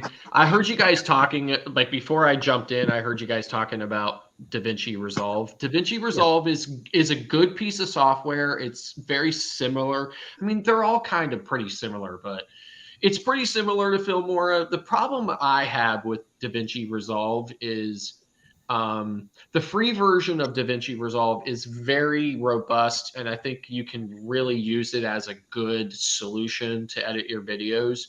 The problem I have with it is it's not as straightforward and as intuitive as Filmora is, so it's complicated, right? And it can be, and if it's complicated, it can be clumsy, and and you can run into trouble finishing your edit, right? So it gets a little bit easier if you pay for DaVinci, you get the upgraded version. But even then, I think it's just a little bit more complicated. Now, have you ever? I know you use. You said Samsung as your phone. Have you ever tried iMovie? Yeah, so I think I mentioned this the other day in the thing. So when my last IT job before I retired, I supported a graphics and photography department with all Macs, right? So like I'm Mac certified. I mean, there's nothing about a Mac that I don't know, and I actually used to use iMovie, and here's the thing about iMovie, right? Like this is the problem I have. Mac is great. iPhone is great for people who just want to just do something and just have it work, and they don't really want to think about, and they don't want to really drill down in it too much. For me, that just doesn't work for me because I need to know more about it, and I need to be able to work with it more than just kind of like that, and it looks amazing, right? Like, I mean, that's easy, obviously, but that just doesn't work for me. So iMovie is great. Don't get me wrong. Apple stopped supporting iMovie years ago. It's out there. You can download it. You can use it. It's still available, but they don't really support it anymore, which means that they're not really putting anything new in it. Okay. So for me, I would recommend don't use a piece of software that's no longer being supported by the manufacturer, just because, I mean, yeah, if you're fine with what it does, great. But if you want it to do anything else, or if it gets buggy on you, then you're screwed. Yeah. It's already So- it's buggy on me. That's why I'm trying to figure out. what I Yeah, wanna that's do the for it. problem, because they haven't done anything with it for years. So they stopped supporting it. So they don't do any updates on it. They don't do any bug fixes on it. They don't do anything else with it. So what I would recommend is you can buy a lifetime license for Filmora for $69. That's cheap. Why not Oh, do okay. that? Why not do that? Just buy a lifetime license for Filmora for $69. I mean, they have like a monthly fee one too, but they have a one-time fee, $69 perpetual license. Buy it, and then watch some videos on Filmora or whatever, play around with it, stuff like that. I think Filmora by far is the most robust software as far as its ability for you to really just kind of render out a really great video, transitions and music and just everything, and layering, and I mean everything is perfect. I mean, I would probably not ever use anything else. Okay. Yeah. Now my son is a filmmaker. He uses Adobe Premiere, right? So, but he's doing way more powerful things than I am. So yeah, I would never use Adobe Premiere to do a YouTube video. It's kind of like bringing a bazooka to a knife fight. It's like it's way overkill for what we do. So, and way complicated. So, I got you. Yep. When the first time I saw the Filmora all over the place, I'm like, what am I doing here? What's all this? Yeah. But Cruise yeah. House So says there's he this uses there's this 4mm. YouTuber. His name is Daniel. Shoot, I know Daniel. I think I know what you're talking. I think I've seen your, Badel, videos. something like that. Anyway, right? He's this huge YouTuber. I mean, like he's massive, right? I think he's had a big channel, and he's all about video editing and making YouTube videos and this and that. So he had a sponsorship from Filmora for a really long time, and then he just had a big, huge legal fight with them. And now he's on to a DaVinci Resolve and he's promoting that. But if you go back and look at his older videos, I mean, he was really hard and heavy on Filmora. And the only thing that really soured the relationship for the two was that Filmora just had a thing where when you bought this perpetual license for a fixed one-time fee, then they switched it. So when they got to a newer version, they came back and said, okay, now that perpetual license was supposed to be unlimited upgrades. Now suddenly you can't upgrade to the new software anymore.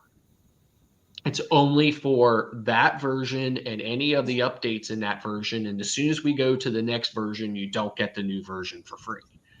Oh. And he really fired back at them to the point where they went to YouTube and used their kind of muscle behind, who they are with YouTube to try to even get his channel booted. I mean, it really got ugly, and then it turned into a legal battle and stuff like that. And I think it's resolved now. But with that said, if you buy into that perpetual license at whatever version, I think the current version is 12, I think, or something like that. If you buy in at that version and all of the upgrades in that version is good enough to carry you, for the next 5 or 10 years. I mean, the only thing you're going to really find in the next versions aren't bug fixes and stuff like that. You're just going to find kind of like new capabilities, but the capabilities, it's kind of like when they go from the S22 to the S23. What really changed? Nothing really, right? Like it's not that much. It's such incremental changes between one version and another that you're not going to really miss out on it. So again, for $69, you get this amazing, super powerful piece of software that you can do, it's capable of editing videos for purposes way better than us chronicling our vacations on cruise ships. You know what I mean? Like it's more than you ever need, in my opinion. Definitely. Kenny, you here? I'm here. I'm just listening. Oh, okay. No, just I can't read Tammy's journey, and I want to say hello to Arving with G and right. Meg. Susan Koozies. Koozies. Koozies. Mhm. Koozies. And who else was it? Michigan Carol and Destination Fun. Hello. There you go. I'll just ditto what Kenny said. How about that? And Larry was asking me to say machine again. I don't know why. Machine. Maybe the way I said it or something, he liked it or He likes gave him machine. giggles or something. Machine. I could say in any language you want. Machine. Or I'll be a Scarface right now. Say hello to my little friend, my machine. But yeah, I do have the Filmora downloaded. I haven't really used it yet. Yeah. But, I've been doing everything on my phone with the InShot, and I do want to come up to this thing next to the laptop and start working on it. Yeah, so I bought 2 licenses for Filmora just because you have to be logged in. So you can use it on one license on multiple computers, but not simultaneously. So when you log into Filmora on one computer, it boots you out on the other, which isn't the big deal.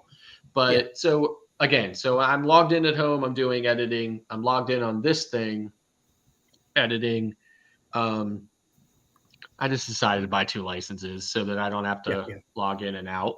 But again, it's one account at Filmora, 2 licenses. I log in on each one of them. That's the only kind of downside of it. When I'm on a ship, you know how the internet is on a ship, right? Sometimes it's great, sometimes it's not great. So anyway, yeah. So if you can't log in, authenticate within Filmora, it will let you do everything you need to do, but you can't export your video out into what you're going to upload to YouTube Studio just because it'll watermark it, because it can't authenticate that you have a license. So, you know, if I haven't gotten into that situation yet, but if I ever did, then I would just sit on it until I could connect or whatever. But now, I think the worst internet connections I've ever had was Carnival ships right after the restart. Yeah. The last Carnival ship I was on was Celebration in December of 22, and it was pretty good. So I didn't really have a problem on that one. But like Carnival ships in the beginning, especially the Carnival ships I went on out of Baltimore, so like Legend, Pride. And then I went on Sunshine out of Charleston, South Carolina in March of some year. Anyway, between the restart and now. So anyway, so I can't remember when I went on it. But anyway, the internet was not great. So it was basically practically unusable during that time. But I haven't really had that problem since. So I am getting Wi-Fi for the first time on the boost cruise. I regret big time that I didn't get it during the bloggers cruise, but that's past, gone, over with. I'm getting it now for the boost cruise because I wanna do live from the ship as we're going out there wherever we're going, and I also wanna download everything to my computer at night. So this way, even although I'm gonna have it in memory cards for every day, but whatever I film with my phone, I want to download to the laptop, so I could put it on Google Photos and also on Amazon Photos. So to have a backup and hopefully save it, because a lot of stuff from the bloggers I deleted it, unfortunately. Yes, I made a mistake. One of the last videos that I was doing, everything got attached to it. I didn't realize because it was all like dark. I couldn't see what it was. and I got mad. I deleted that video that I was doing without realizing that everything was getting deleted. So yeah, learning lesson. Ouch. Ouch. Yes, big time ouch. Big time ouch. This is why somebody once said, even if you're recording, take a moment to just enjoy it without. You got that right. So I want to well, we move on. Learn my lesson. Hopefully, I do better in the next one. So that's the whole idea. That's what I'm hoping, that everything does You work just you just make sure you're his neighbor on the next cruise. It's fine. Yep. I'll take care of you. It's I'm sorry, I what missed his first name. Scott is usually doing. Okay. He's usually doing Royal Caribbean. I haven't done that yet, so we work on it. I mean, I would. Sorry. Bless you, V. Yeah. Thank you. He gets carried away, you know. The mics, both mics. I guess I haven't paid him enough, so. Kelly, I believe that we are going to have a Boost Cruise bar crawl. It's not an official bar crawl, but I believe they're working on it. I think Marsha and a couple of the ladies are working on doing something like that. But yeah, definitely we'll be having one of those. And then on the next Boost Cruise 2.0 happening in October 2024, we'll definitely have a bar crawl. In that one, also a cabin exchange, so we could check out the different cabins. And my Klock will be there also, so he'll be putting nicely designed pineapples on your door. So no worries, everything's gonna be taken care of. If he doesn't do it, I'll make sure he does. He brings his he has a load of pineapples at home, so he'll be bringing them. Magnet. Oh no! Don't do it. And he'll be able to put that stuff all over the place. Cruise Bay. Hey. When I was on Magic in September, going to Eastern Canada. I mean, I've been on. I mean, God, I can't even remember how many cruises I've been on. Like, I've been on like gazillions of cruises, right? And obviously, I understand and I know I get it, right? I have never actually seen it though until I was on Magic in September of 22, and I was running around the ship. It was about 2:00 in the afternoon. I came down the aft elevators, came off the elevators, came out of that alcove, head for the, starboard hallway, and there it was, the door right in front of the throughway, right on the door, upside down. I featured it in my video from that cruise. I was like, oh my God, like, what am I gonna do? Like, I can't unsee that, right? Like, it was the first time I actually saw it firsthand. There were several on the vloggers. So did you knock on the door and say roomster or vlog service?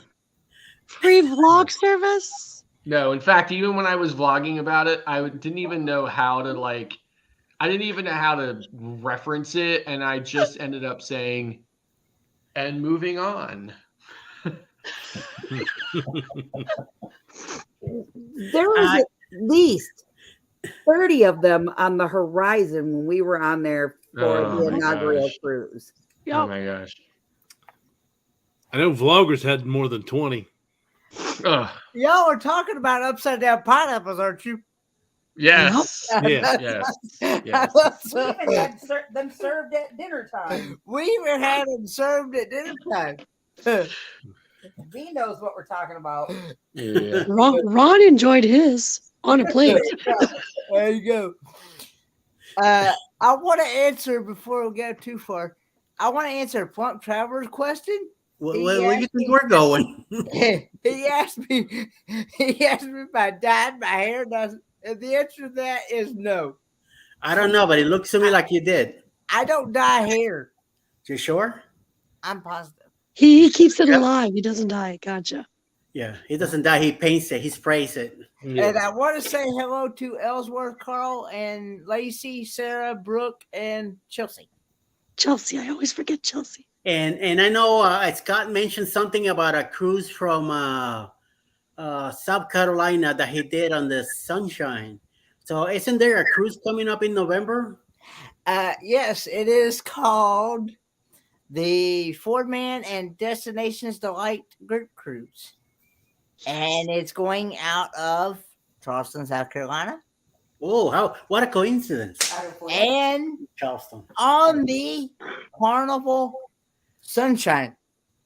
Sunshine. On the Carnival Sunshine. And it's going to Nassau, Bahamas, and Half Moon Cay. November the 11th through the 16th, 2023. And if anybody wants to do any booking, get in touch with Destinations Delight 96@gmail.com. Nice. And she can hook you right up. Oh, and can I add? You guys are always talking about doing the bar crawl. Trust me, even if you don't drink, you do the bar crawl. This girl doesn't drink. I did the bar crawl. So much fun. I think I had more fun than they did. And I even had to teach an American how to throw a snowball. Just saying, it gets interesting. I saw part of it on the bloggers, and I should have followed them around. I'm telling you. Yeah. On the We started with 6. We ended it with 12. I don't know how, but I just kept getting bigger. They somehow they like a magnet saying, "Come on, follow this group." They look like the fun group. We're just gonna keep following. Group cruise. Thank you, Chris. Cruise November 11th to the 19th. Yes, got it. Yeah, we're planning to. Kelly, I'll be getting in touch with. I'll get in touch with you. Let's find out. Bruce is in charge of the booze cruise now in October. Living out on Ola, and I believe you're in it too. So if you want, get in touch with Bruce. Bruce at ocean2oceantravel.com, and it's either him, Journey with the Gingers, and there's somebody else. It might be the Moonlight Josh from Moonlight Adventures that are taking care of that bog crawl. One of them is. Find out. You might be able to help out with that. So No. Now, Eddie, at some point, you got to get back to Brooklyn to get on an MSC ship. Yes. Yes, we do. Hey, Mustard Drill, you going on the World America first sailing? Not the first sailing, no. But so like here's my big dilemma. I am really rapidly falling in love with MSC, right? So like I'm actually kind of worried that I might get, like I might turn into like the MSC cruise channel, right? like I'm thinking myself, I need more diversity in my cruise portfolio now because I'm looking at MSC, right? And now that they're now that they're going to be sailing from New York, which is like a 2.5-hour train ride for me. It's not too far. It's a 4-hour and 20-minute drive for me. Yeah. So like, all right. So you're in Maryland, right? Like you're around the Baltimore area, right? Yep. Okay. So like I'm straight up 83 from you. Okay. So, Carpool. So what I'm saying is for me, right? Like I'm 15 minutes from the Amtrak station, right? Mm-hmm. And then I'm 2.5 hours later, I'm at Penn Station in the heart of Manhattan, So Nice. for me, it's like, now here's the problem. I'm even closer to the Port of Baltimore. Like I'm only about an hour and 10 minutes from the Port of Baltimore. I just don't like the ships going out of Baltimore. Yeah, that's my problem, right? Like I love the big ships, right? And you're not going to get a big ship underneath that damn I'm sorry, Eddie. You're not going to get a big ship.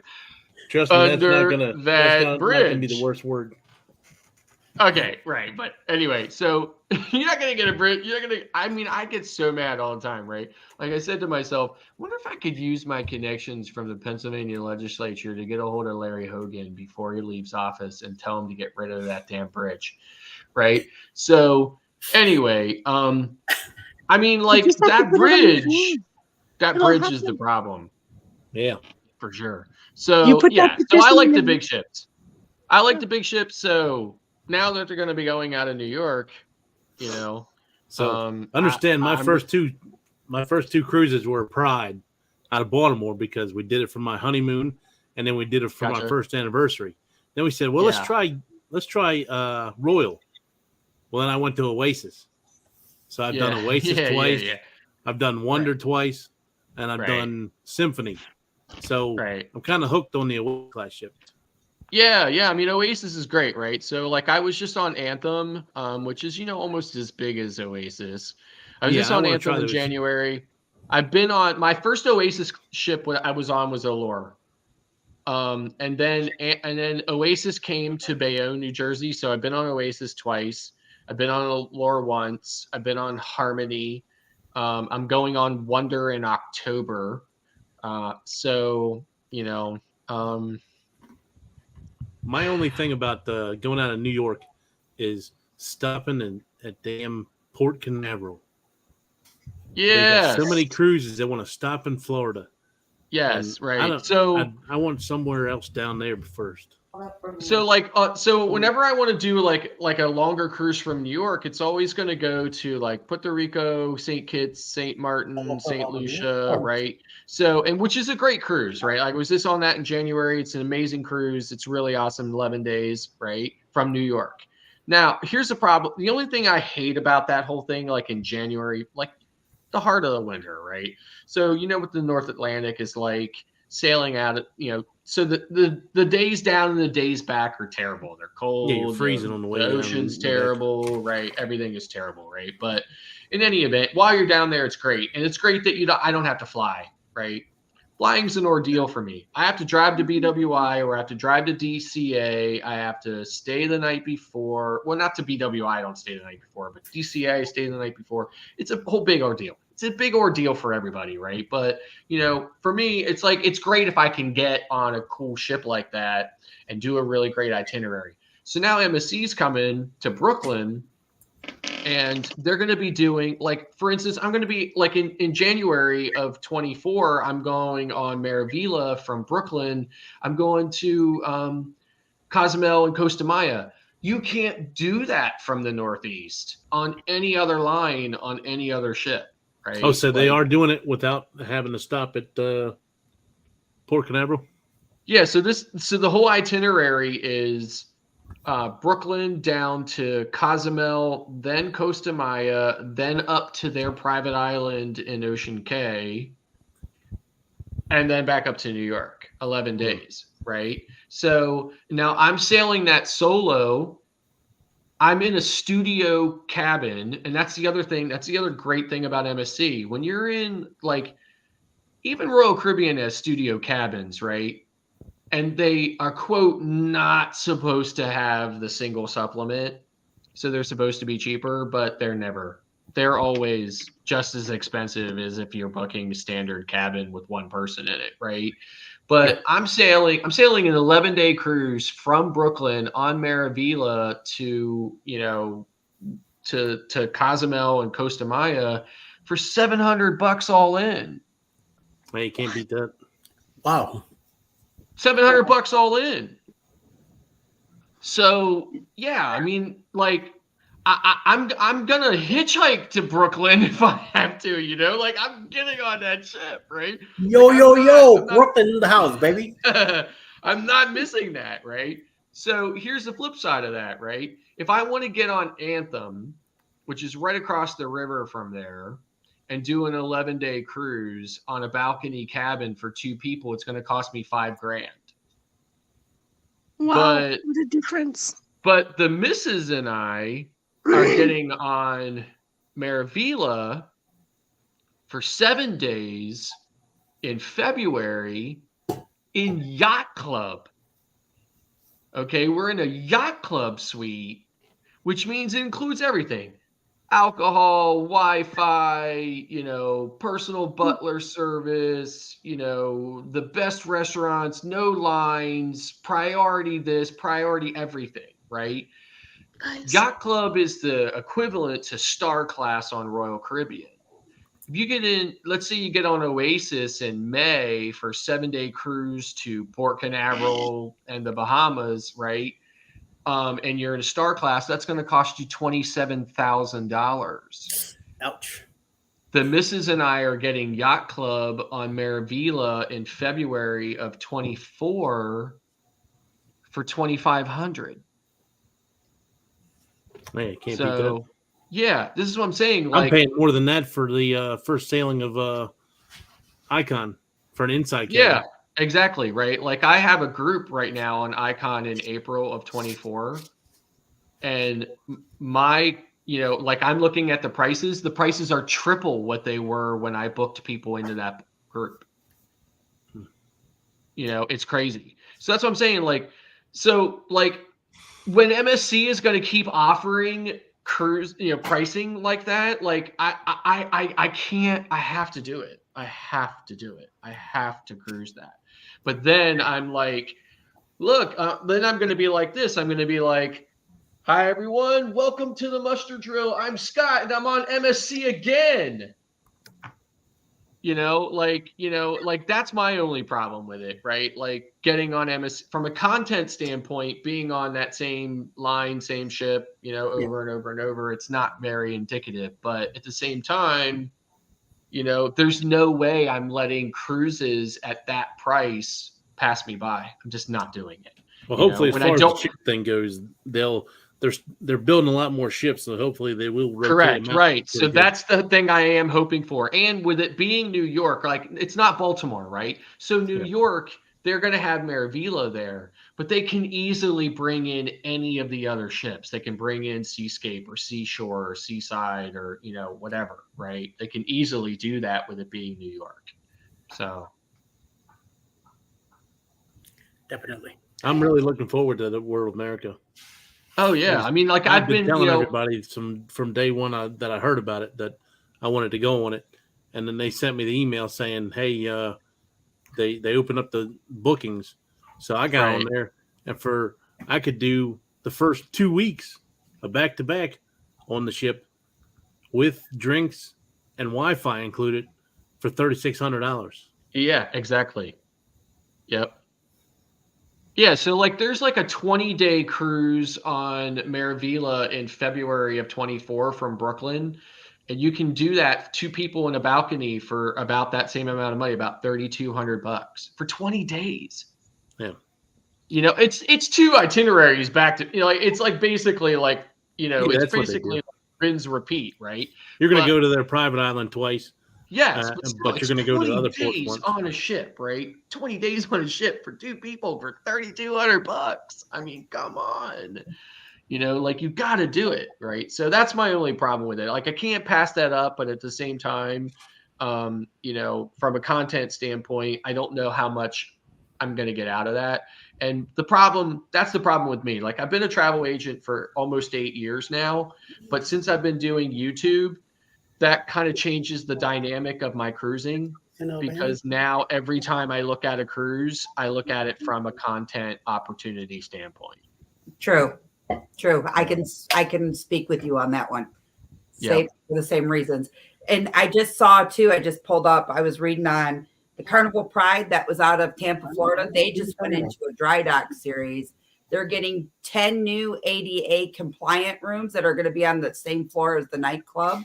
It's getting a whole new layout for the steakhouse. There's a huge overhaul happening on the Carnival Pride.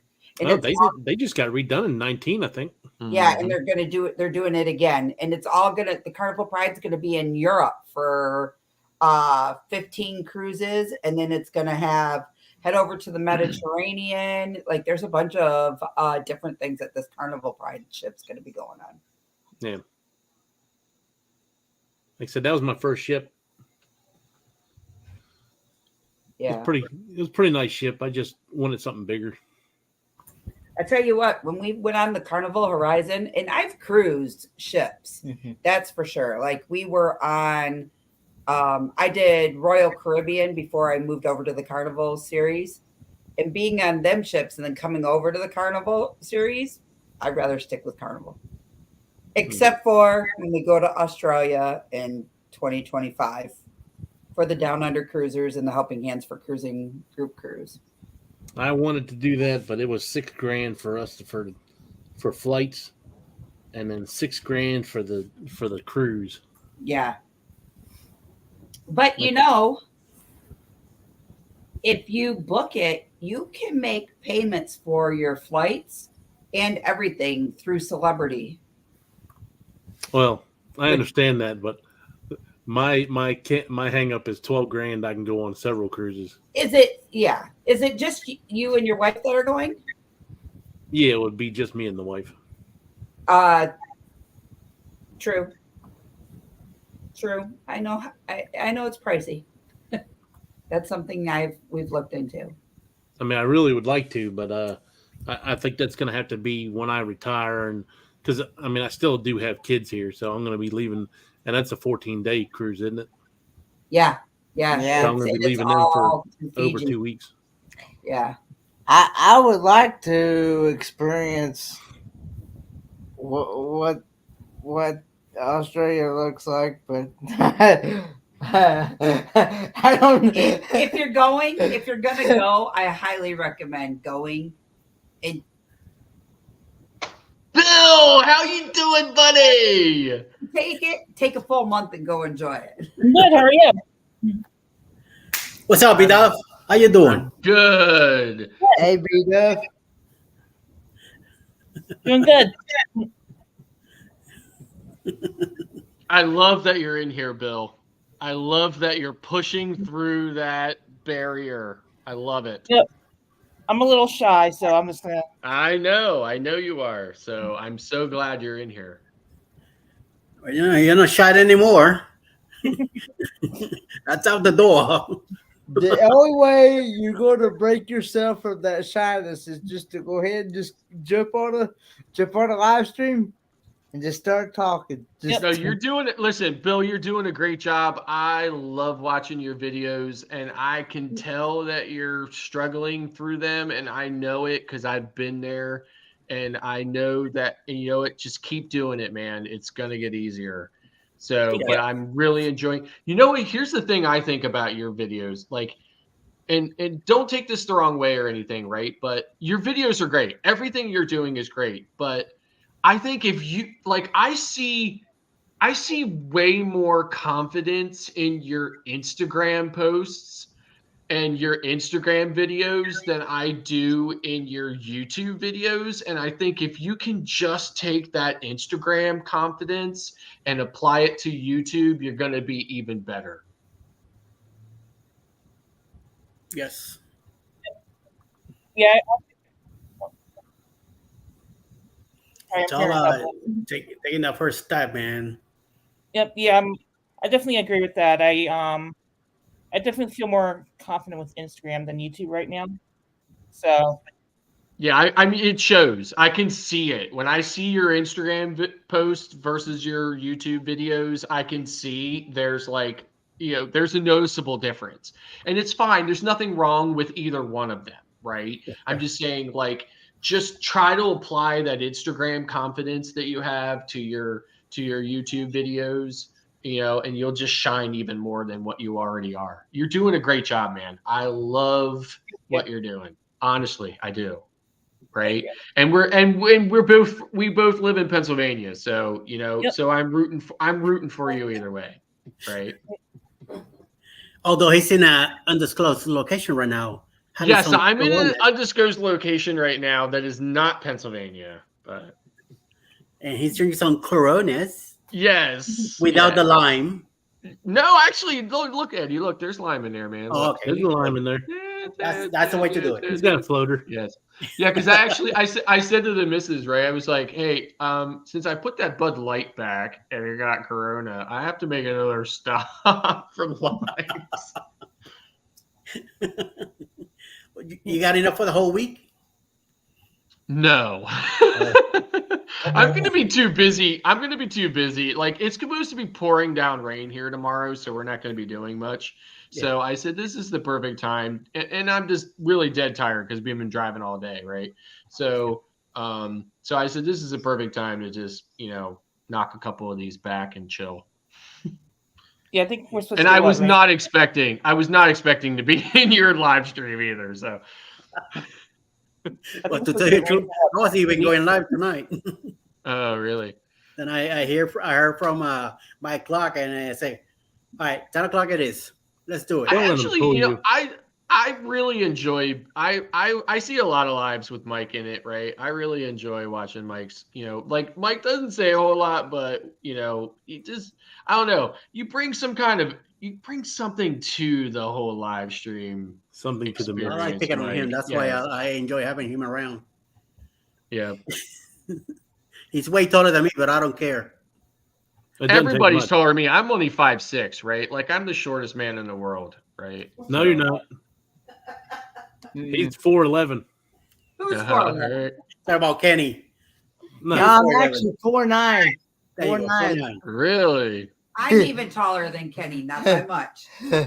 And he likes to sit down a lot. That's why. But he gets up. It's like 6'2" when he stands Gotcha. straight. Top cookie there, though. Oh, The top Eddie's cookie. 4'11". Yeah. I'm 5'4". My wife says that I'm 5'3". Mike says that I'm 5'2". Even though my license says 5'7". Your license says 5. No, you definitely lied on that one. You must have had your blocks on so I you didn't- could reach the pedals. I put the right number, so I don't know how he got 5'4" on his license. My license says I'm old. Listen, I tell you, it sucks being a short guy. I mean, it really does. no, Scott, it does not. I love it. I get away with a lot of stuff. So Gotcha. I told him when we're on the vloggers cruise, when we're all around talking, he could run right through the crowd underneath our arms.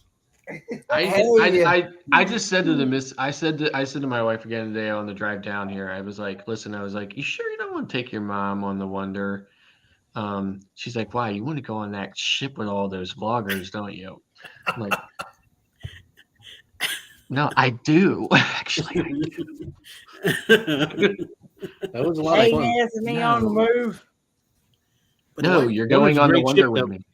Yeah, it is. I'm really looking forward to getting on it. So, like, here's the thing. Like, we never get the ultimate, like, the unlimited dining package. I mean, like, sometimes we'll buy, like, you know, like chops or Giovanni's or something like that or whatever. And on the Allure, they used to do this thing called First Night Done Right, where you could, like, pick, like, any of the specialty restaurants the first night of the cruise, like Embarkation Day. You could pick any of the specialty restaurants for, like, $10 a person. Wow. So like they used to do that. They don't do it anymore. But anyway, but like Wonder has like all these extra restaurants. Like they have Hooked and what's the Mason Jar, Wonderland. right? Oh yeah. Yeah. Well, right. So the Wonderland's on most of them, but yeah. So they have like the Mason Jar and they have Hooked and stuff like that. So we actually have the like unlimited dining package for Wonder as well, just because there's those extra restaurants that they don't have on any of the other Oasis ships. So I need to get on an Oasis ship. I think there's some sort of hidden stuff at Mason Jar. Maybe want to look to see if there's some hidden menu items on Mason Jar. Okay. We'll check it out. I mean, like I have this saying, right? Like whenever a cruise is longer than 2 weeks from now, I always say it's 100 years from now, right? So like, you know, so if it's a week, it's actually a month, and if it's a month, it's a year, right? So when I think, okay, it's tomorrow, what? It's like almost May, right? But that's not till October, right? So I just figure, okay, that's 100 years from now. I'm not even thinking about it really. So yeah, my next one's in June, so where are you going in June? Yeah. Where are you going, Bill? MSC Meraviglia. Oh, okay. Out of New York, out of Brooklyn. Yeah. Yep. Yeah. So I'm going to Liberty out of Bayonne. Nice. Yeah, so like my next Meraviglia sailing is in January. Gotcha. And that's the 11-day that goes down to Costa Maya from Brooklyn, and then I'm back on it in February for 7-day. Nice.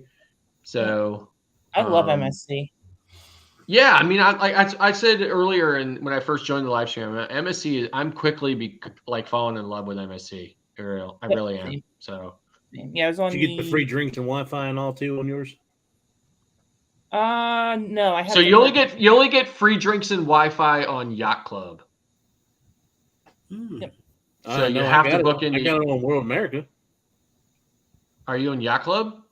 No, Really? they're doing a sale right now. It's free drinks Yeah, and it's Wi-Fi. just okay. Free drink. Okay, yeah, all right. Yeah, I'm saying like normally, typically though, you only get free drinks and Wi-Fi with Yacht Club. You don't get it with any other. I got you. Any other level. So. What's the Yeah, difference? What's the difference between Yacht Club and the rest? Well, so on MSC, right? So you get Bella, which is like a guarantee. Yeah. Okay. And then the next one is Fantastica. So Fantastica, all you really get with Fantastica is a better location. And then the next one is Aria. So what you get with Aria is there's an area like for Maravilla, there's an area just above the main pool deck. It's a small area. It's like a sun deck, right? So you get that access to that sun deck area. There's a small kind of, I don't want to say it's an infinity pool. It's kind of like an infinity hot tub, right? So there's like a small infinity hot tub up there that you can, so there's a little bit of perks. And then Yacht Club has multiple levels as well. So with Yacht Club, it's kind of like Royal Caribbean Star Class. So it's basically everything. It's priority this, priority that, 24-hour butler service, 24-hour room service, free drinks, free Wi-Fi. There's a special main dining room just for Yacht Club, priority seating, best seats in the house for the shows. Just everything, like special excursions. Just the whole 9 yards. When you go to the private island, there's an exclusive area on the private island that's just for Yacht Club, guests and so on. It's really the ultimate. So Royal Caribbean, you're looking at anywhere from $25,000 to, as much as $30,000-$40,000 for a 7-day experience. We're getting it in February for $2,500. It's just whacked. I can't. I'm ready for like somebody to say psych, really, I can't believe we're getting it for that. Yeah. So nice. Yep. Very nice. There you go, Mike. You could be doing something like that then. I can't afford it.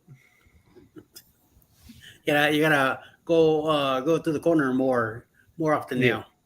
The thing I hate, the thing that upsets me about Carnival too is with Carnival, if you book a suite with Royal, you get double points, right?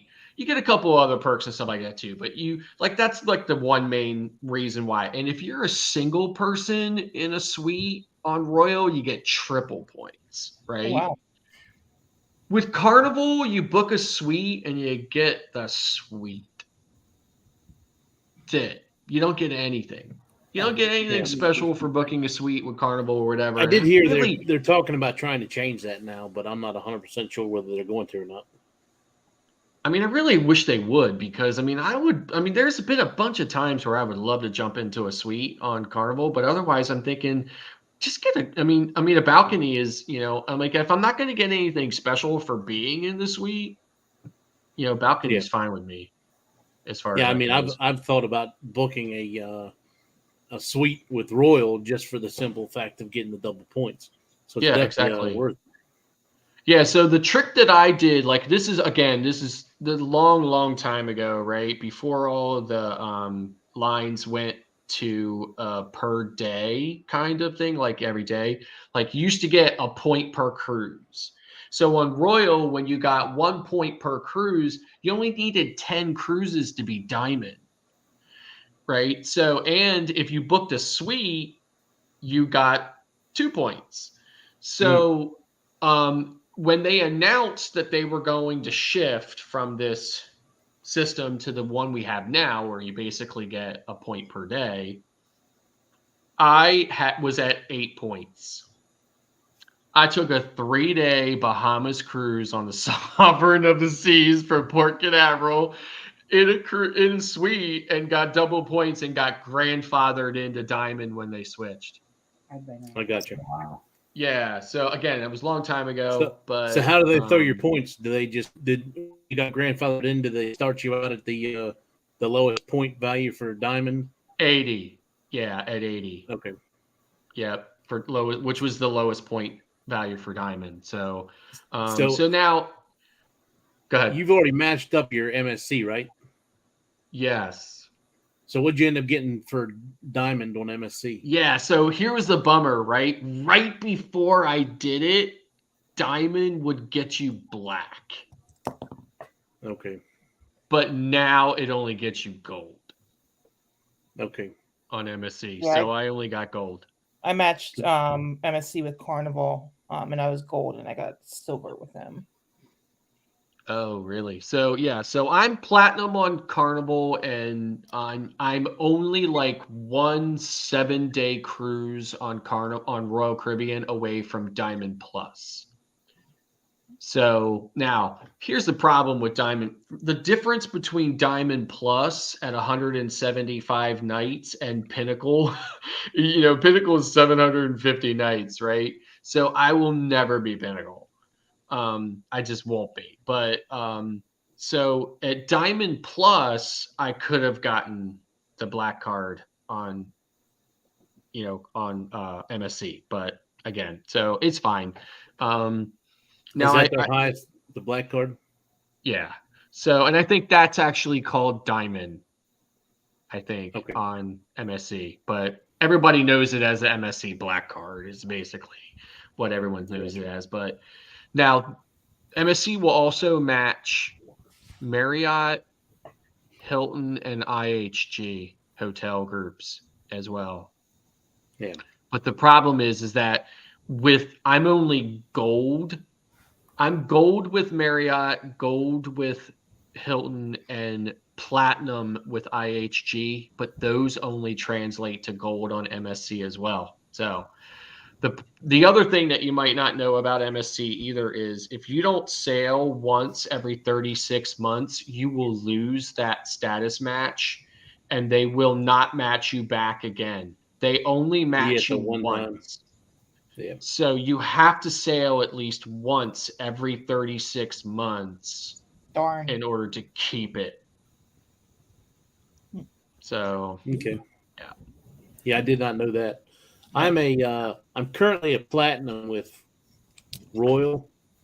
I will be Emerald on the next cruise. Gotcha. Yeah. And I didn't realize it till the other night. I mean, I kind of heard it like way back in the day, but I didn't know how long it was going to take me to get here. But now I'll be able to get my gold card from MGM as well. So then I won't be able to, I won't have to pay resort fees and all when I go to MGM properties. Gotcha. So, yeah. So like hotel wise, I probably stay at Marriott's the most. And IHG properties second. Now I used to stay at Hilton properties a lot, but I mean, I'm just trying to capitalize on points, try to maximize, try to leverage as many points as I can with it or whatever. So I have a Hilton. I have credit cards from all 3 hotel groups, so I try to leverage those as much as I can, but I'm mostly focused on Marriott's and stuff for that and IHG properties.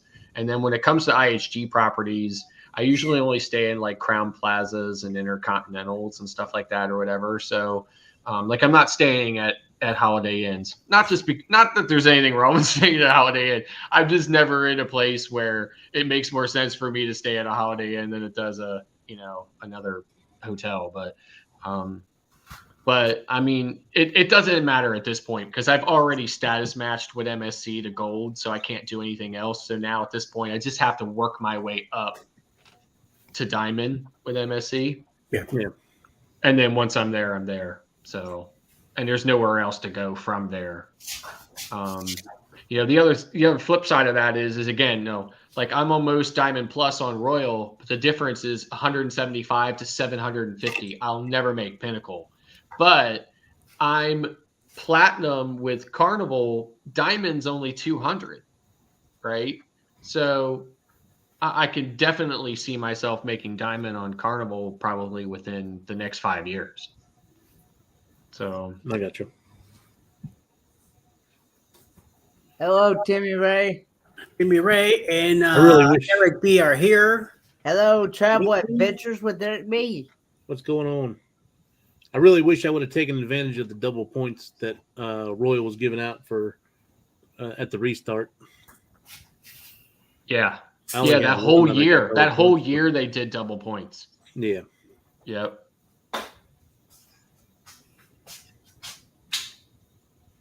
So, Mr. B-Duff, what's going on? What's your travel about? Your channel? I know you do travels. I know that you've been talking about ships. So, what's going on? So most of it's about like my main focus is cruising, but I'm gonna start doing other stuff like going to different like historical sites and stuff like that. Going to Gettysburg and actually in a couple weeks. So, okay. Gonna be Bill, I live 27 miles from Gettysburg. Okay. Okay. I don't want to like just barge right into your time, right? But if you, I mean, I would love to drive down there and just like hang out with you for a little bit and get to meet you in person, right? Definitely. If you're into it. If you're not, it's fine, right? Like it's totally fine. But if you want to, just send me a message or whatever, because like I can be there in like 25 minutes, right? Okay, like cool. I think it would be cool to come down and like actually like get to finally meet you in person. Definitely. Maybe I'm meeting up with my dad on Saturday. Maybe we can hang out maybe that Sunday or something like that. Yeah, cool. It'd be great. Yeah. So like I'm away until the 6th. Okay. So, but then I'm back. So. Yeah, I'm gonna be there the weekend of I'm gonna be there that Saturday the 20th to the 21st. Great. Okay. So why don't you talk to us more about being a digital nomad? Like tell us like what's a digital nomad? Basically someone who works remote. So like I'm doing freelance marketing. So working on like building up clients and all that. This way I can just travel and work from wherever I want to. I was working at a food bank in Pittsburgh, and it's just, right. I don't know. Like I really struggled working like 40 hours a week, and I like the flexibility that freelance can bring, and so I'm really going full on that, and like I don't have many responsibilities, just like rent and stuff. So it's just me, like I don't have any kids or anything. So I really wanted to give this a shot. So yeah, so I've been working, like I'm going to Baltimore next week to meet with some clients and all that. So yeah. Sounds awesome. Yep. So I'm kind of taking it slow, just building up income sources and saving, and then yeah. So what was it like to meet Corey from Midships? Pretty cool. He's a super nice guy. Very approachable. He is a super nice guy. Yeah. We met up in Nassau when I think in December. Yeah. Right. He was on an MSC ship. I think he was on a new MSC Seascape. And then gotcha. I was on. I think he was. Yeah, I think he was. Yep. Nice. Yeah, Corey's a great guy, right? Like he definitely, you know, like, and his channel has really taken off over the last year as well, too. So, I think he did real estate. I think he was doing like real estate or something like that in like Florida or something like that before he started YouTube or whatever. But, so yeah, he's a good guy. Yep. So yeah. I was. Sorry. No, I'm saying I was glad that you got to meet him. So I was pretty excited when you were posting pictures with him and stuff. So. Yep. Same here. So, but yeah. So that's kind of what my channel's about. Is just like I don't want to limit. I love cruising, but I don't want to limit myself to cruising. I want to be able to do other stuff. Because right now I can't cruise all the time. So. So I'm going to be Like- doing like little weekend trips and stuff like that right now. So I guess Yeah, make sure so, you block like- it, you know? So where I'm at right now is actually going to be my first land-based content, right? Okay. Not sure what it's going to be yet. I just got here today, right? I got the next 6 days to figure it out, right? I did have one idea that I really wanted to do, but I found out I'm not going to be able to do it. I'm really bummed about it. But in any event, so this is going to be actually my first land-based content. You know, Nice. I don't know how much land-based content I'm going to do because, I mean, my channel is always going to be cruise-centric. Yeah. Right. So, I mean, it's just the way it is. I mean, that's my primary I mean, for as many vacations as I take that are not cruises are my favorite vacation. Same. Yeah. So my channel is always going to be about cruising mostly, but I am going to try to work that in. So that's why, like, if you look at my latest logo or whatever, it says cruise travel and adventures, right? Like, because I'm going to try to work some non-cruise travel stuff in there. And I was actually thinking about doing a video from Gettysburg because I live so darn close to it. So I'm definitely gonna be looking forward to your Gettysburg video and stuff like that. Maybe you'll inspire me to do something from there as well. So Yeah, yesterday now. I went to Fort Ligonier. oh yeah. And walked around there and did the tour there. That was really interesting. Okay. So I'm really looking forward to Gettysburg, and I also want to go to Antietam Battlefield in Maryland. Yeah, yes. Antietam is I've been there like multiple times. I'm familiar, So it's a really great place. So I've never been there, but I've been to Gettysburg. I actually drove through there, like not through Antietam, but very close to it. I drove through Harper's Ferry today. Okay. So on my way to where I'm going. So so that's not far from Antietam, but Yeah, like the last 4 months, all I've been posting about was the Carnival Mardi Gras, and I'm kind of starting to get bored with it. And I have another month until my next cruise, so for other ideas to post about. So yeah, so like here's the thing I did, right? Like I was posting like video, right? And then really like when I had this trouble with YouTube, the dark side of YouTube, right?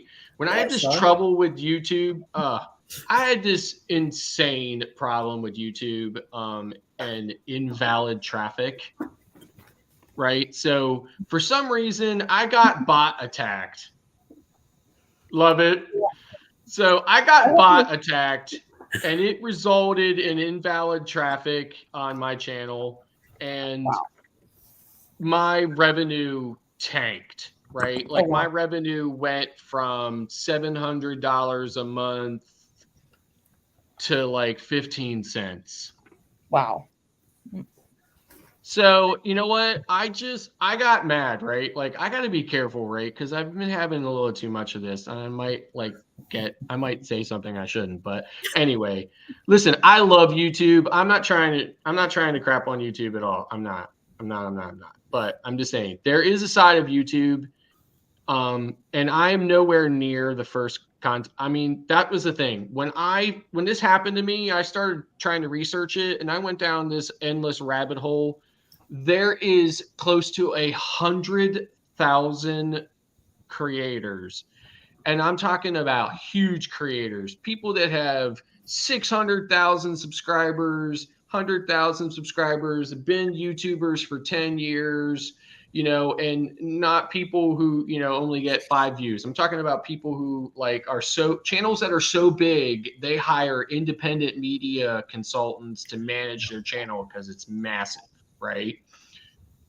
All getting hit with invalid traffic, and YouTube has the same kind of like Tony Soprano attitude towards them. Like, you know, just like, I don't care, you know, like pay me, you know, like they don't, like they have this like will not budge, will not talk to you, will not talk explain anything to you, will not break it down for you, will not evaluate it for you.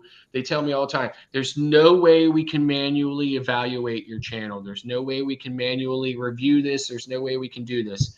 The system, which is their AI, makes a determination, and they're fine with it. Like, I was like having fun with them at one point, right? I was like, so like you can only chat with them, right? So I'm like, okay, so I was like, so how long have you been trapped in that room as, you know, a prisoner of the AI?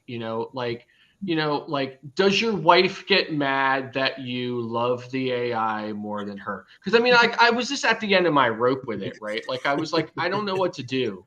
Like, I'm just, like, how can you tell me there's no possibility of human intervention over this, right? Anyway, okay, I'm going to talk about it until like 4 a.m. So I'm going to shut up now. But here's the thing. So I just decided that I was going to limit my my posting, right? So right now I probably have close to 150 videos in my pipe. And at this point, I am only releasing one video a month. One video a month.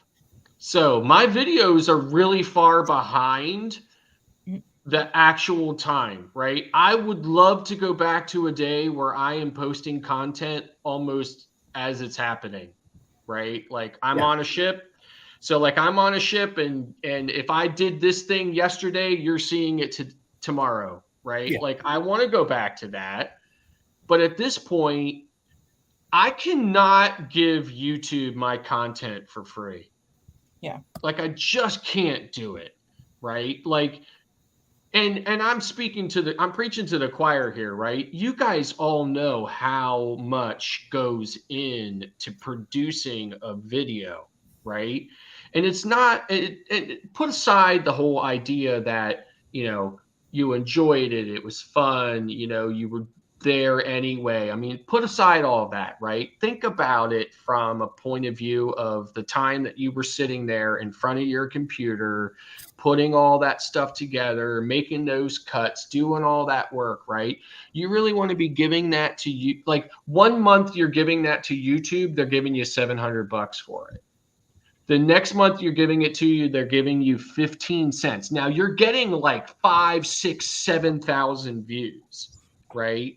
But they're claiming, if you get 5,000 views, they're claiming that 4,800 of them are invalid. Like, how is that? Right? I'm like, wait a minute. So this is what I say to them. I'm like, okay, here. I'll post a screenshot in the chat, and then their response is, thanks for the screenshot. We appreciate the information. Give us a couple of minutes to look at it.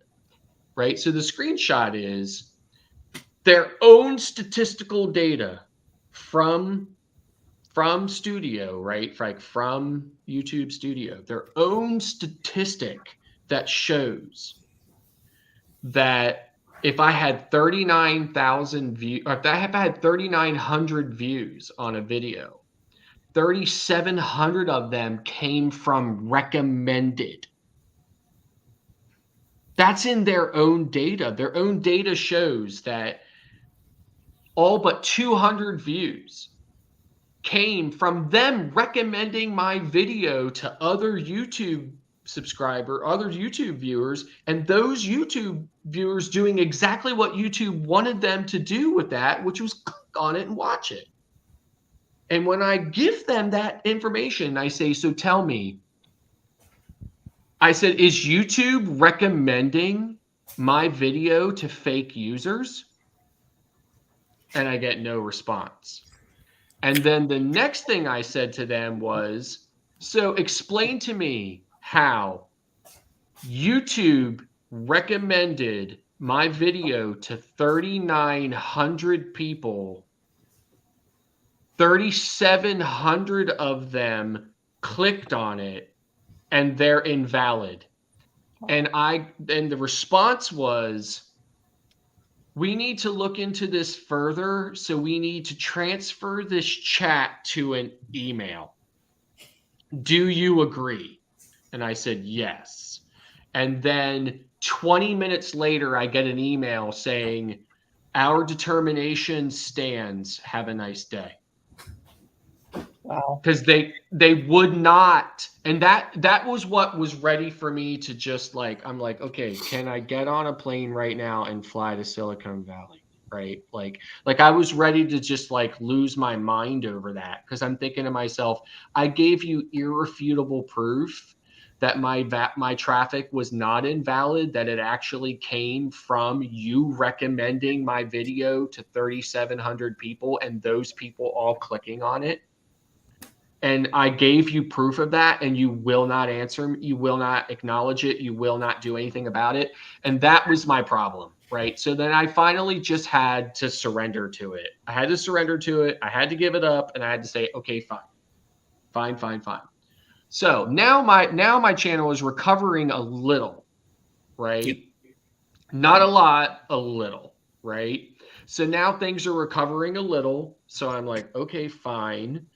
But at the same time, there's no way I'm handing them, 10, 15, 20 videos a month for $1.68. Yeah.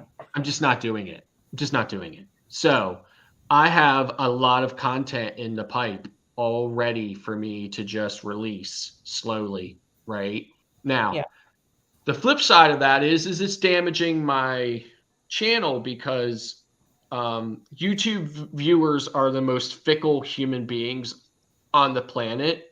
And it's kind of like, if people don't see a video from me for a whole month, they forget about me. You really do have to be constantly in their face, right? And as they keep seeing you, keep seeing your thumbnails, keep seeing, oh, here's another channel, here's another guy from that guy who wears sunglasses all the time, blah, blah, blah, blah. They will finally eventually get accustomed and more used to you. That's the psychology, supposed to be the psychology of it all. And they'll start clicking on your videos more, right? So it's kind of damaging me in that way. But at the same time, I'm fine with that at this point. I need to get to a point where the algorithm says, okay, if this guy gets 5,000 views on this video about MSC Maravilla, we're not going to call 4,800 of them invalid. I have to get to that point, or otherwise I'm just not going to keep giving them content. So that's really where I'm at this point. So unfortunately, I say to everybody I talk to, I hope your channel never experiences that. Right. And the odds are that you probably won't, but I never in a million years thought that it would come. Like, I had one video where I got 2 comments. Channel was new. I might have had, I don't know, 300 or 400 subscribers. And I got this notification that I had comments on my video, and I was like, oh, wow. I was like so excited. I picked my phone up. I'm like in there or whatever, right? And it's 2 comments in Arabic writing. And I'm like, the hell is that, right? Delete, right? Like, I deleted them, right? I'm like, I don't want those on my channel, right? That's where it came from. They were bots. And that's where it all started. And then it just snowballed from there. And then once your channel gets flagged for that, you're done. Like, it's not like a couple of days later they forget about it. It's like, for me, it's almost 6 months later, right? And my channel is only now starting to get ads that aren't 15-second ads for Honda, right? Like, the ads that really pay a lot of money are the ads where people are talking about, if you like the 45-minute infomercials about how to lose weight or how to make your gut healthier, and and like how to poop, right? Like stuff like that, right? Like, I mean, it's crazy to say that. Those are the ads that are really paying a lot of money, right? So even if somebody forgets to skip it, like they like start your video and then they walk away for a moment or two and it gets into that 30 seconds. Because remember, it's 30 seconds, right? If the ad is 30 seconds or less, it's got to be the whole ad. If the ad is 30 seconds or more, it's got to be 30 seconds, right? So so those are the ads that are really paying a lot of, what do they call it? CP, pay per, like click per view. Oh, I don't know. Yeah. Anyway, cost per view or something like that or whatever, right? The CPV or whatever. Those are the ones that are really paying a lot of money, right? The 15-second Honda commercial or the 10-second commercial about, or the 10-second ad about Liberty Mutual or something like that or whatever, that's not skippable, they're not paying anything. They're paying like a penny, right? So like if you want those kinds of ads running on your YouTube channel, right? Like those are the kinds of, I'm just now starting to see those ads running on my channel again, right? So I'm just now starting to see my revenue rebound a little bit from where it was, right? But in any event, until I start feeling a little bit more comfortable about it, I'm not releasing more than one video a month, just because I feel like I'm giving YouTube free content, right? And I'm just not doing that. I mean, like, Tony wouldn't do that, right? Like if Tony wasn't making 200 grand a year on AdSense and sponsorships and whatever else, he would not be doing that. He wouldn't be, right? He just wouldn't be. So I'm just like, that's just how I feel about it. So yeah, I've been playing around. I'm sorry.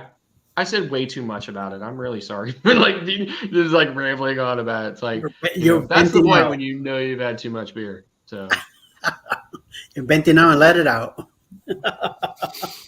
I'm not penalized yet, and I'm already getting ads and stuff on my stuff. It's like so and that will happen. Like if your videos are getting good traction, YouTube's going to take advantage of that, and they love that opportunity because that's 100% revenue for them, right? Yes. Yeah, absolutely. Right. So like I said, when I first got monetized, here's the thing I did. I was like, okay, I watched this guy a long time ago struggle with monetization because he had reached all the benchmarks. He had applied for the YouTube partner program and nothing happened. It was 4 months and he never heard anything from him, didn't get in or whatever. Right. And he just kept struggling with it. Then I started looking into this, and then people were like, hey, do this. I forget the whole thing I did, but it basically like went into like the, give us feedback. I think what it was, right? Attached a screenshot of my stats that showed that I had got 4,000 hours and 1,000 subscribers. Okay. And I said something like, please see the screenshot enclosed. I've reached the requirements to get into the YouTube partner program. Please let me know if there's anything I can do to assist YouTube in, processing this application for entrance to the YouTube or partner program or whatever. I did that from a hotel in South Carolina right before I got on Sunshine. I got on Sunshine that day. The next day, I got up. I went up, I got a cup of coffee. I was sitting at a table out at Guy's Burger on Carnival Sunshine. I grab my phone. I open it up. I go in. My email comes in that says, congratulations, you've been accepted into the YouTube partner program. I'm like, I was like, so anyway, right? So then I post my first video, which is like, it's cruise day, so I post that and I'm like, yeah, I'm a member of the partner program. I'm monetized, right? And this is why I was freaking out about it, right? Because the next day I go in and I see I made $35 in one day on one video, right? Nice. I was like, holy crap. this might actually make me some money, right? Like, holy crap, like I couldn't believe it, right? So that's what I'm saying. So like it really went that way for me. Then can you imagine it's going that way, it's going that way, it's going that way, it's going that way. I'm making the next thing you know, I'm making $700, $600, $500, $800, $1,200. It just keeps going, right? And then all of a sudden they're like, oh hey, invalid traffic has been detected on your channel. I'm like, what the hell is invalid traffic, right? I'm like, I'm trying to figure out what it is and everything else, right? Next thing you know, my revenue goes and stays down, right? Like stays down, right? Like some days I was actually making negative money, right? Wow. Like I was just like, you know, like I'm going to kill myself here, right? So anyway, so that's the whole deal with it, right? So that's what I found out about it. I could talk about it for like 2 weeks and probably still only scratch the surface on it, but so hopefully nobody else experiences that. Hopefully everybody else gets monetized, and like Eddie says, right? Like you get monetized, it's not going to be, you know, like my results, $35 in one day is not typical. I would chalk mine up to the fact that I was one of the only YouTubers making videos during the restart, and because there was such demand for information about how cruising was going to be once everything was starting up, what all the COVID protocols were going to be, what did I have, you know, what do everybody have to do in order to get on a ship and cruise? Do you have to wear a mask? You know, do you have to give them a sample of blood every day? You know, I mean, everybody wanted to know, everybody wanted to know, right? So I think that was why my channel had made so much money in the beginning, just because there was so few content out there, so little content out there about what to know, right? So in any event, hopefully nobody else experiences that. Hopefully everybody else takes off, but it will be slow going as far as money goes, right? Like you're right, it will be pennies, right? Like it will be pennies and pennies, you know. So I think the minimum threshold for payout from YouTube AdSense is $100. You're gonna get they're gonna move the money into your AdSense account on around the 7th of every month and pay it out on the 21st to whatever checking account you have linked to it or whatever, right? So it's always going to be a month behind. And if you don't make $100, you're not going to get paid out. So, but that's the way it is, you know, now. So, you know, for me, I think right now in my AdSense account, my last payout was February. And I think right now I've got $78 in my AdSense account since February, but I've only posted 2 videos. Okay. I have a question for you.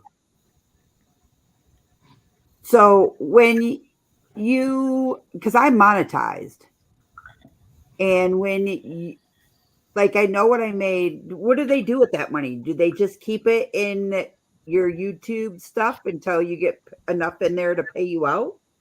Yes.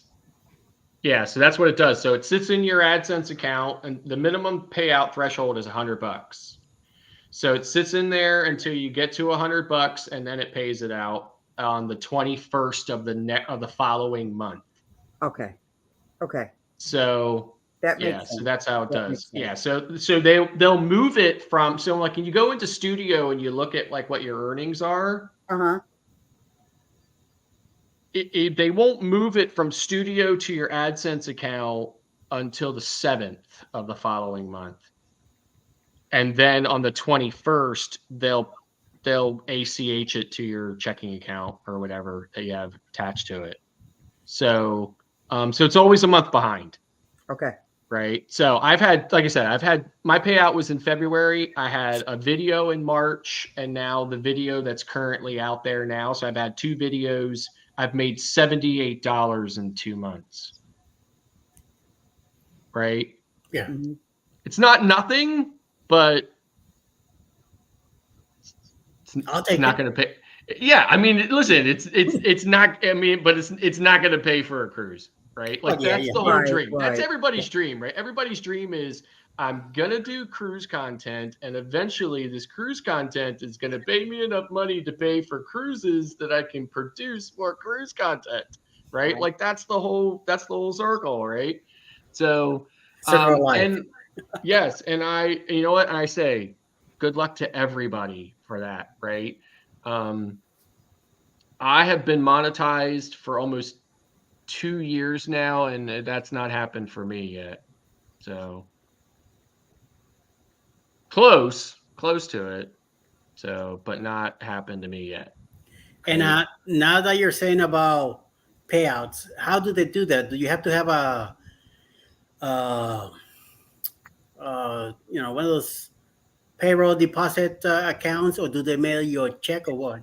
No, you have to so basically you have to get, I mean, it's like a job, right? Like you have to Yeah, give them everything. You have to give them your social security number. You have to do all that stuff, yeah, right? pay the And taxes and then all they that. verify it all, right? They send you a card in the mail that has a code on it. They will not give it to you any other way. It comes in the mail, right? It comes Okay. U.S. Postal Service. You put that in there, that verifies you. That takes days and stuff like that. Once it all Yeah. gets set up, then they, so for me, so this is what it is. So the muster drill, okay, is a division of my travel agency, which is incorporated. Okay. Okay. So I'm like a child LLC of my parent Father. LLC, which is Yes. my travel agency, right? So my YouTube revenue gets dispersed to my business checking account. And the muster drill has its own EIN. Okay. So that's how it gets reported to the IRS.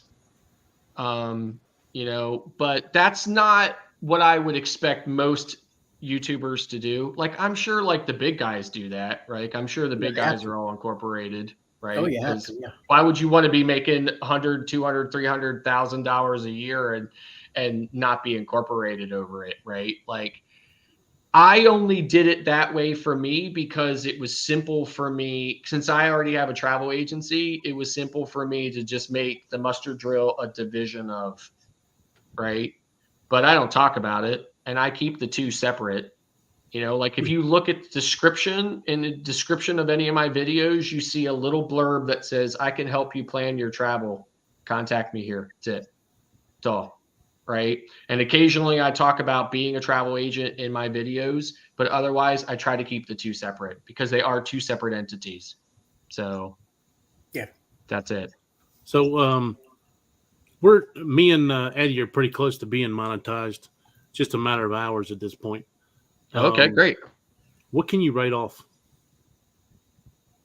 I mean, quite a bit actually. Like for my travel agency, right? I can tell you my travel agency, I write off most of my cruise expenses. Yeah. Because they are I treat them as a familiarization, kind of like, like I'm familiarizing myself with that ship, that, this, that, or whatever. I can't write it all off, right? Most of it, right?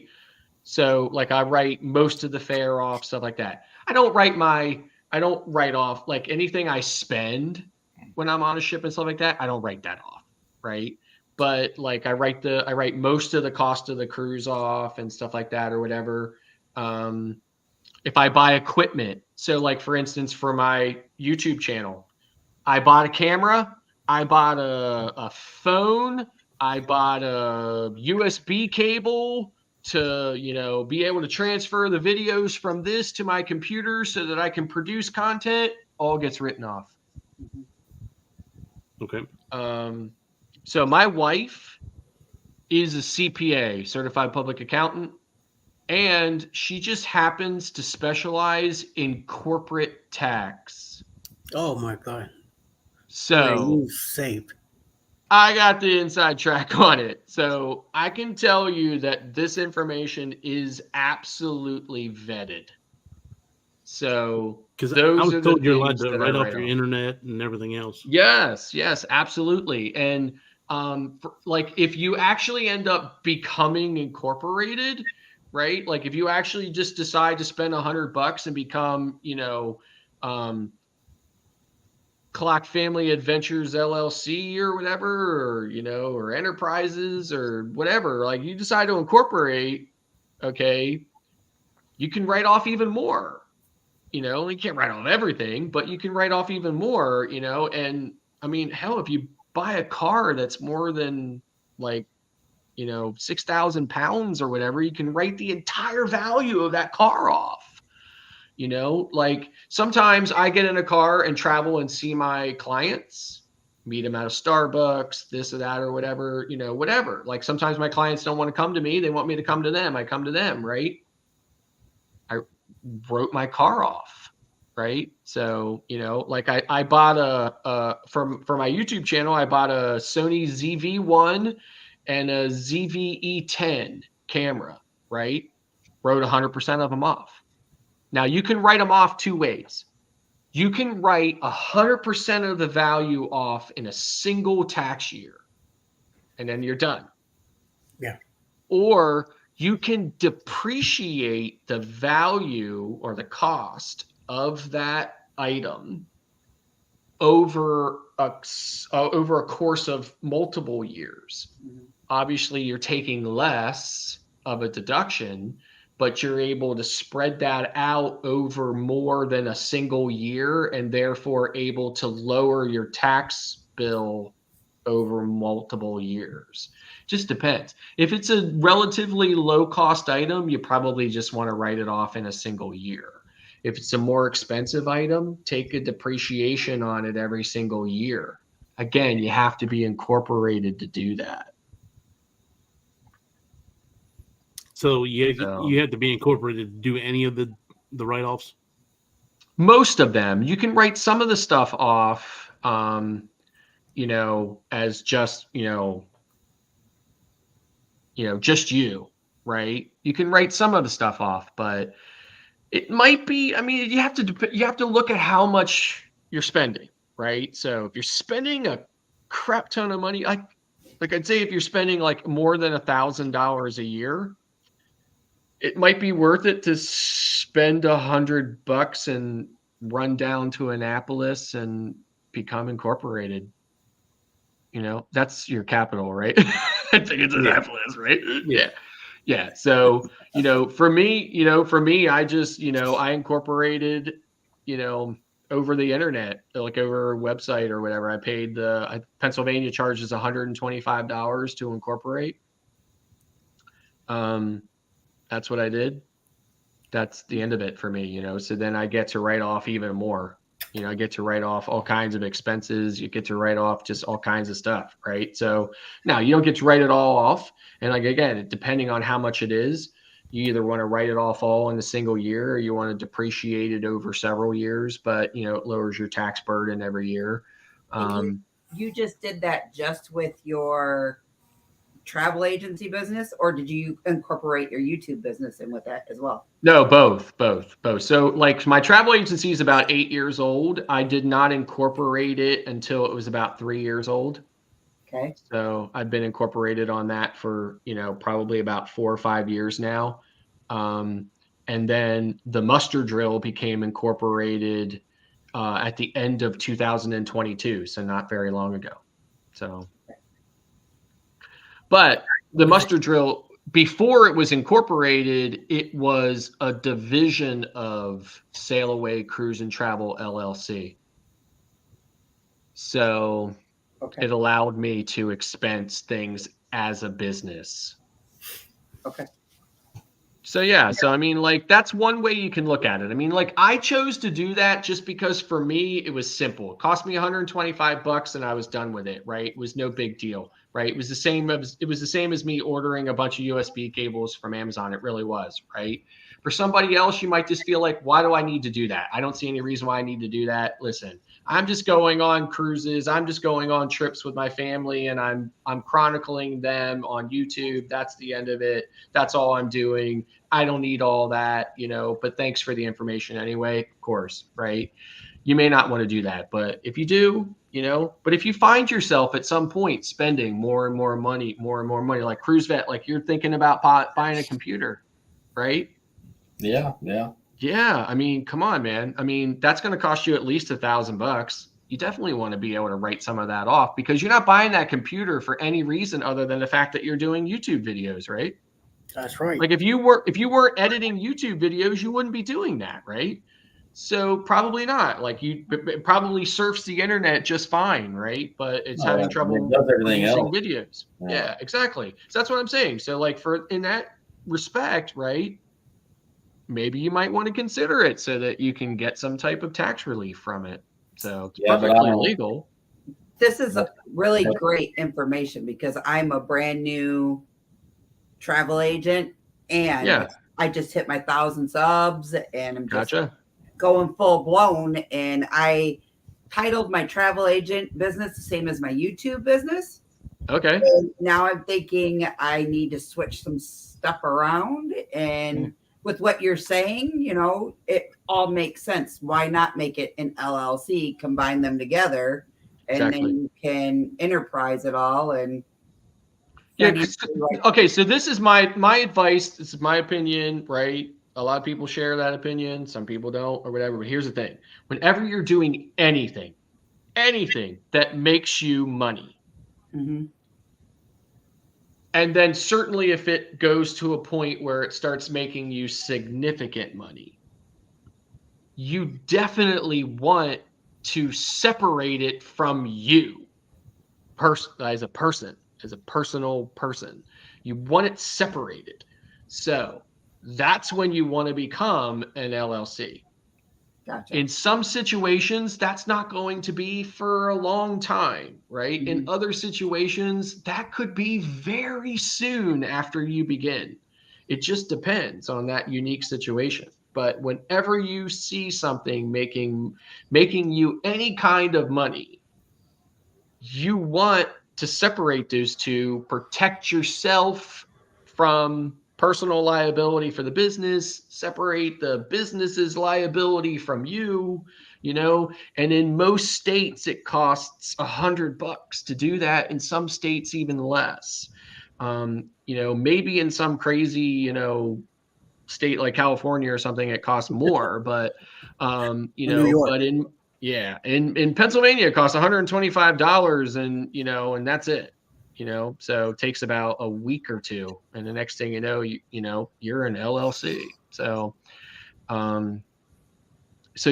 mean, like that just makes sense. And then like once you're an LLC, then again, you're protected from the business is protected from you, and and you can start writing things off.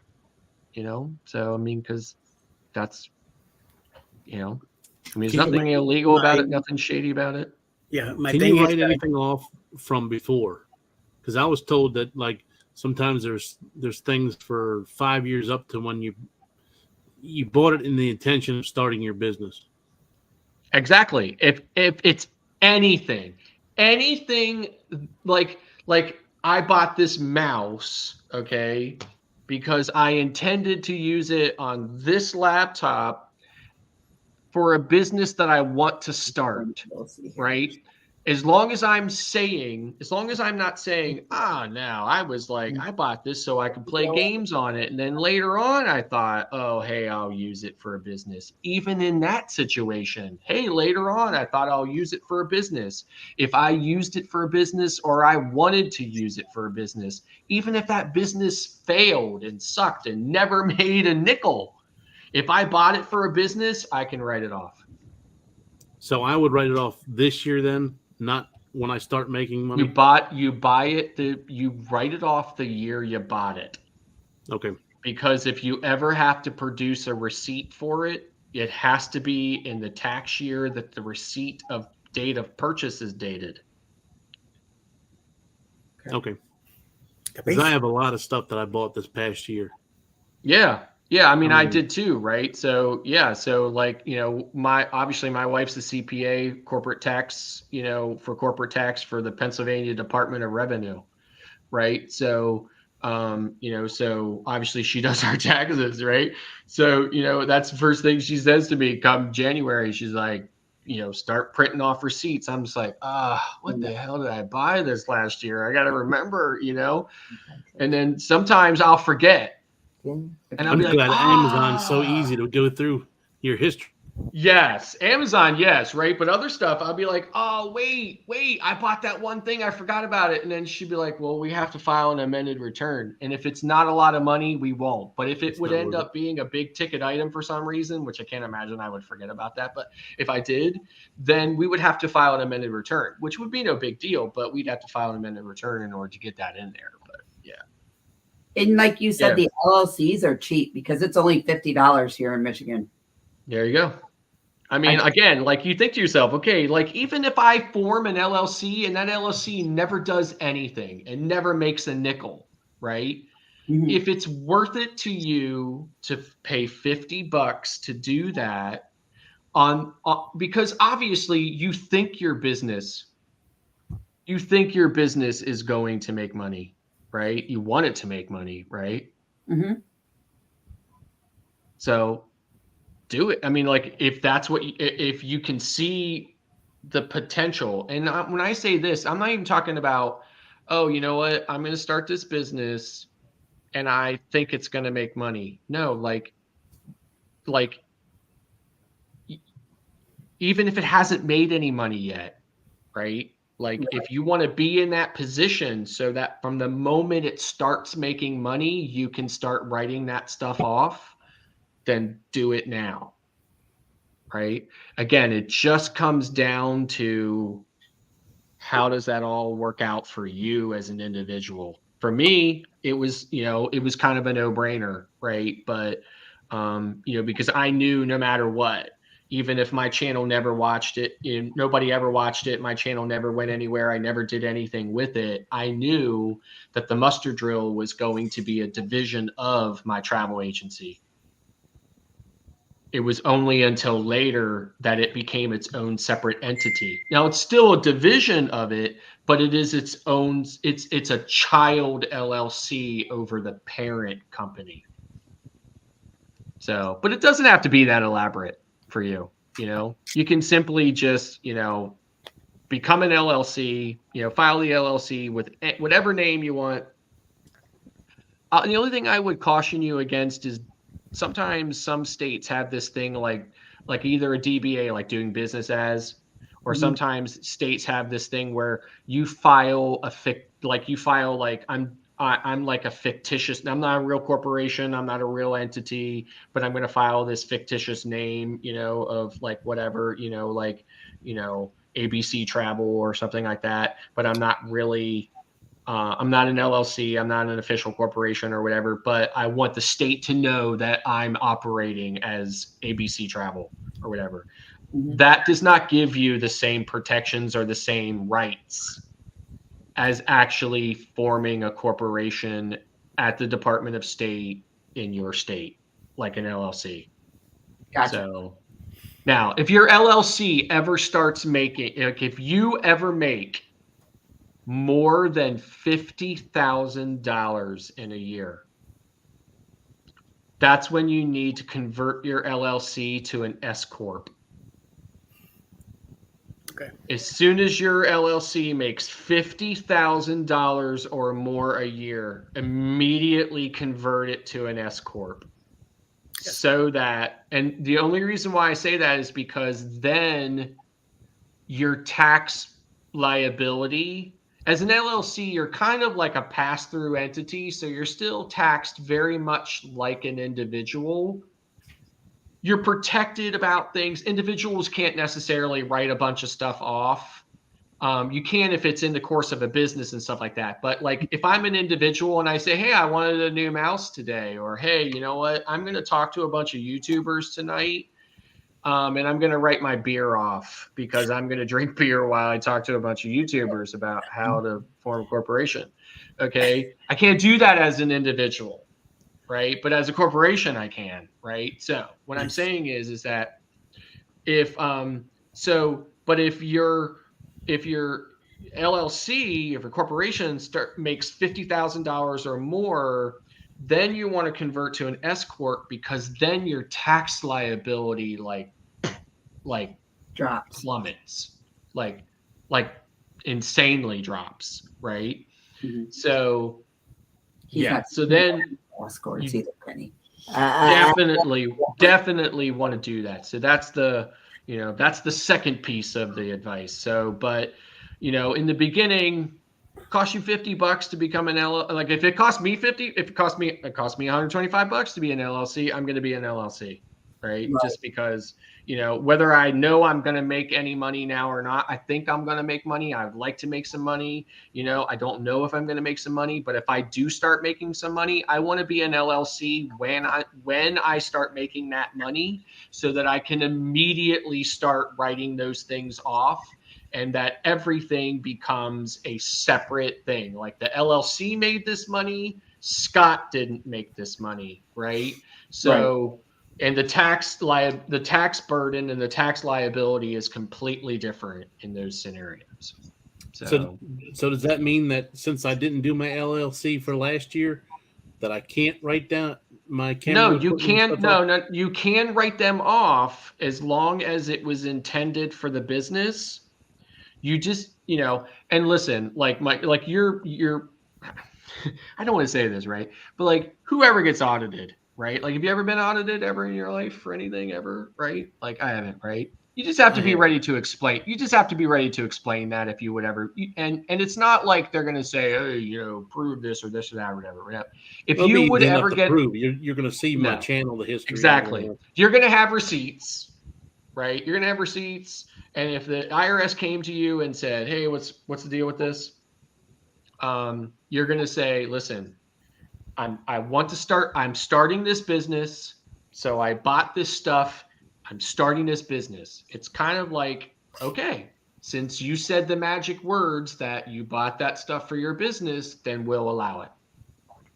But, it just has to be presented that way, right? It sounds kind of ridiculous to say it to you that way, but it just has to be, it's kind of like a technicality, right? Like you have to say those words, right? But yeah, then once, then form an LLC, it'll just make life easier because then there'll be no question. If the LLC, I'm probably just going to go ahead and do it now because, I would think within the next month or two, hopefully I'll have my hours and I will be making money off of it anyway. Yep. Yeah. You're stay positive. Yeah. Yeah, absolutely. So my thing is that I get disability, so I got to be very careful. My amount, I got to be extremely careful with that. Yes, and even if you're like one of those people who's collecting Social Security between 62 and 67, 66 and a half or whatever, like full retirement age, whatever that is, 67, I guess, whatever, right? Yeah, like even if you're one of those people who's like between 62 and 67, you have to be careful about how much money you're making, because if you make too much, then they take away the disability. Yeah, they take away $2 of your Social Security for every dollar you make over the threshold, over like the allotment. So yeah, it's crazy. It's insane. So that's why I need to know what the hell I'm doing, getting all this stuff involved. So it's one of so here's the interesting thing, right? Like I'll run this by the CPA when she's up in the morning, right? But here's the one thing, right? If you're an LLC and the LLC is making that money, might not affect you at all, Eddie. If the LLC is being paid that, but what you would have to do is when you join the YouTube partner program and they ask for your Social Security number, you'd have to give them the EIN of the LLC instead of your Social Security number. Oh, okay. Got it. Because what I did was when I became monetized, I gave them my social security number, and then I was like, so then I went back and gave them my EIN. So you can change that. Yeah, absolutely. Okay. Yeah, absolutely. Yep. Yeah, but like I said, most YouTubers wouldn't do that, especially not until they, became big, right? Right. But for me, it makes sense because, like I said, if I'm going on a cruise to produce content for my YouTube channel, okay, so not only is my travel agency writing off the expense of that, but I'm writing off, I'm writing it off because I've used it to produce content for my channel. Yeah, for like my channel is all about travel, rather right, be cruising, travel, whatever. But you got to be, you can't just say, okay, listen, I spent, let's say I spent $2,512.67 on my cruise. Then I had $125 in gratuities. Then I bought 7 drinks at the Sky Bar on day 3. Like, you can't do that, right? Like, you can write off about 75% of the cost of the cruise. Correct. Right? You can write off the airfare. I sometimes don't. Sometimes I do. It depends. I'm not writing off gratuities. I'm not writing off excursion costs. I'm not writing off specialty dining. I'm not writing that kind of stuff off. Right? So the Klock family, you guys can write off the trip to Australia if you got monetized and got your LLC. That's a huge expense. If you think about it, that's $12,000 in flights alone. Yeah. Somebody's been listening. Right. So here's the thing. So here's what I would caution you about that, Mike, right? So like there's 4 of you, right? Yeah. Well, it's probably only going to be 2 of us going.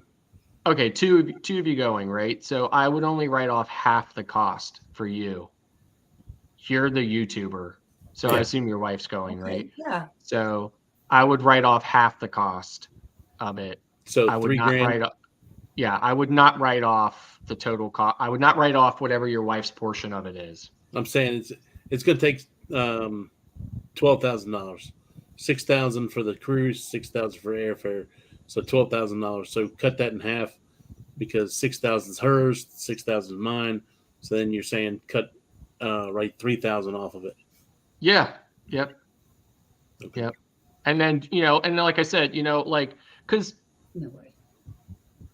like that's a substantial amount of money, right? So then when you compound that by any other expenses, right? Like, so this is what my wife. So my wife actually, she's not an auditor. She's like the director of the auditors, right? So when Pennsylvania sends its auditors out to corporations to audit them for their Pennsylvania corporate tax returns, okay, so when it all is all said and done, it comes back to my wife, right? Like she's the one selecting which corporations are going to get audited every year or this year or that year or whatever. And she's the one that's reviewing the end of the audit after the auditor has gone out, looked at all the things, got cussed at by the, CEO of the corporations and everything else, did all the digging, put it all together, did everything, right? So they're doing all that stuff, right?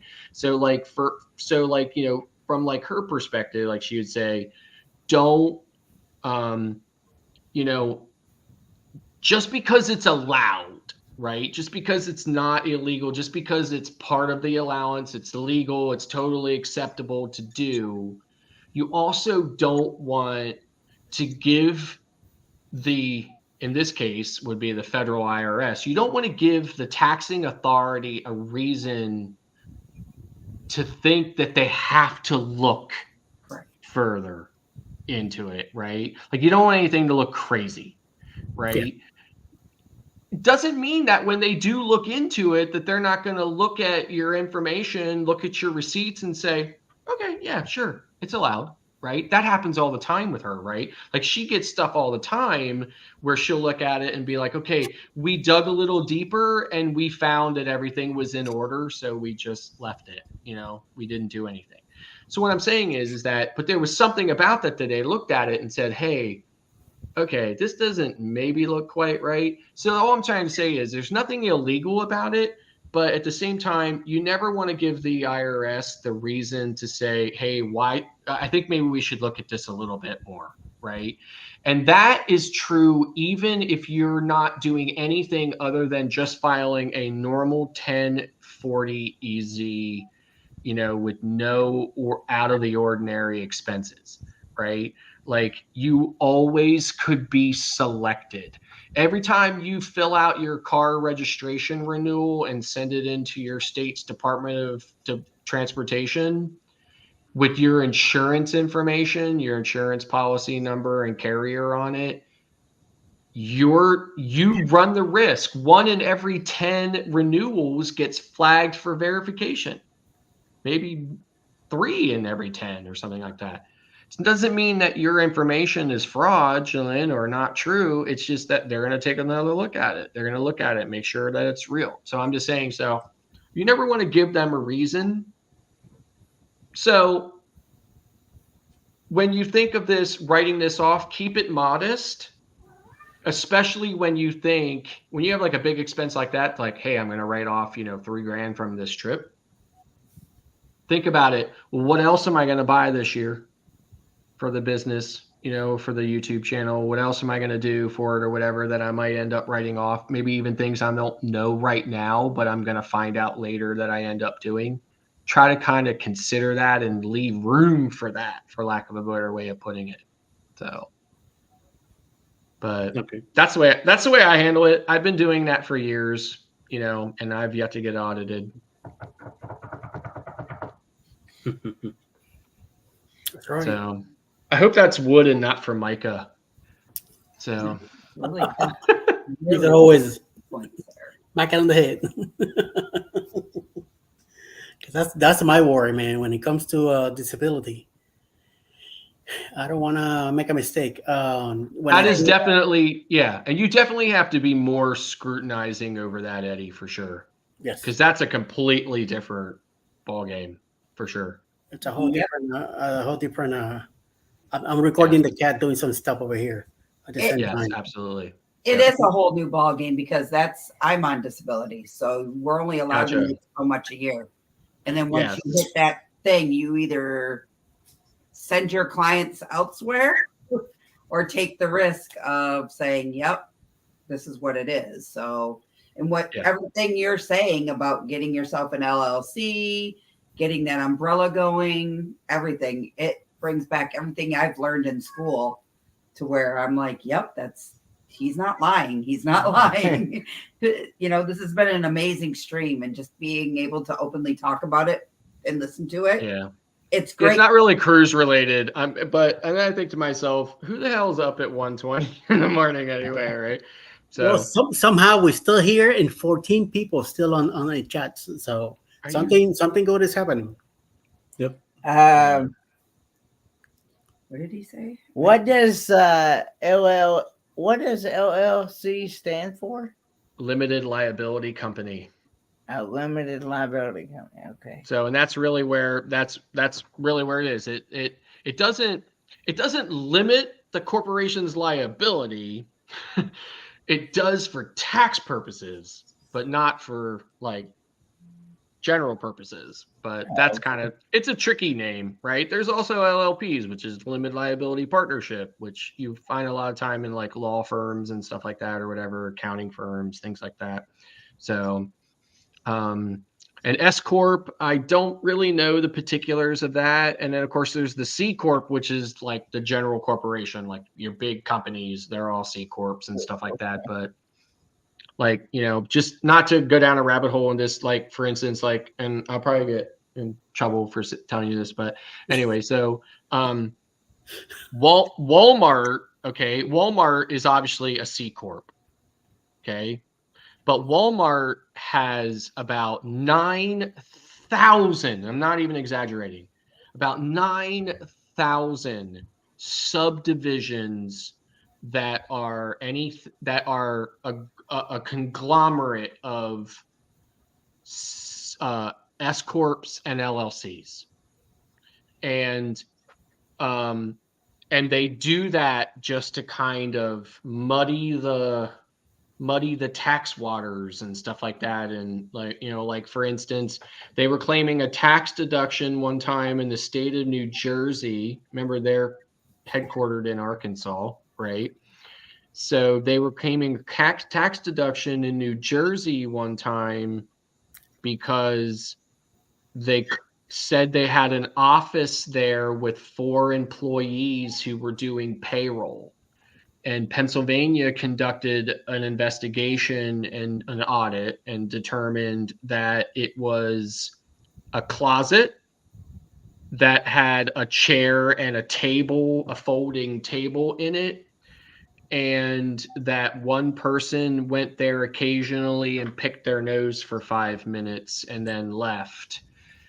And Walmart was claiming over $1 million in deductions for that. So another thing that companies do is they do sham transactions, which is they form an LLC as a division of their main company.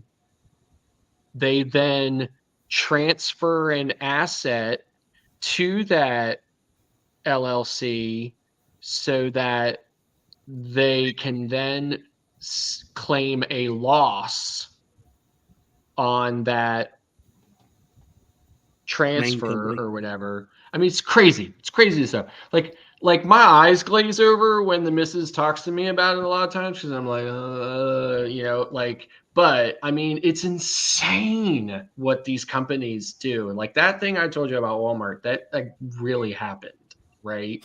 So like they really do sneaky, slimy crap like that, and they never get audited for it ever.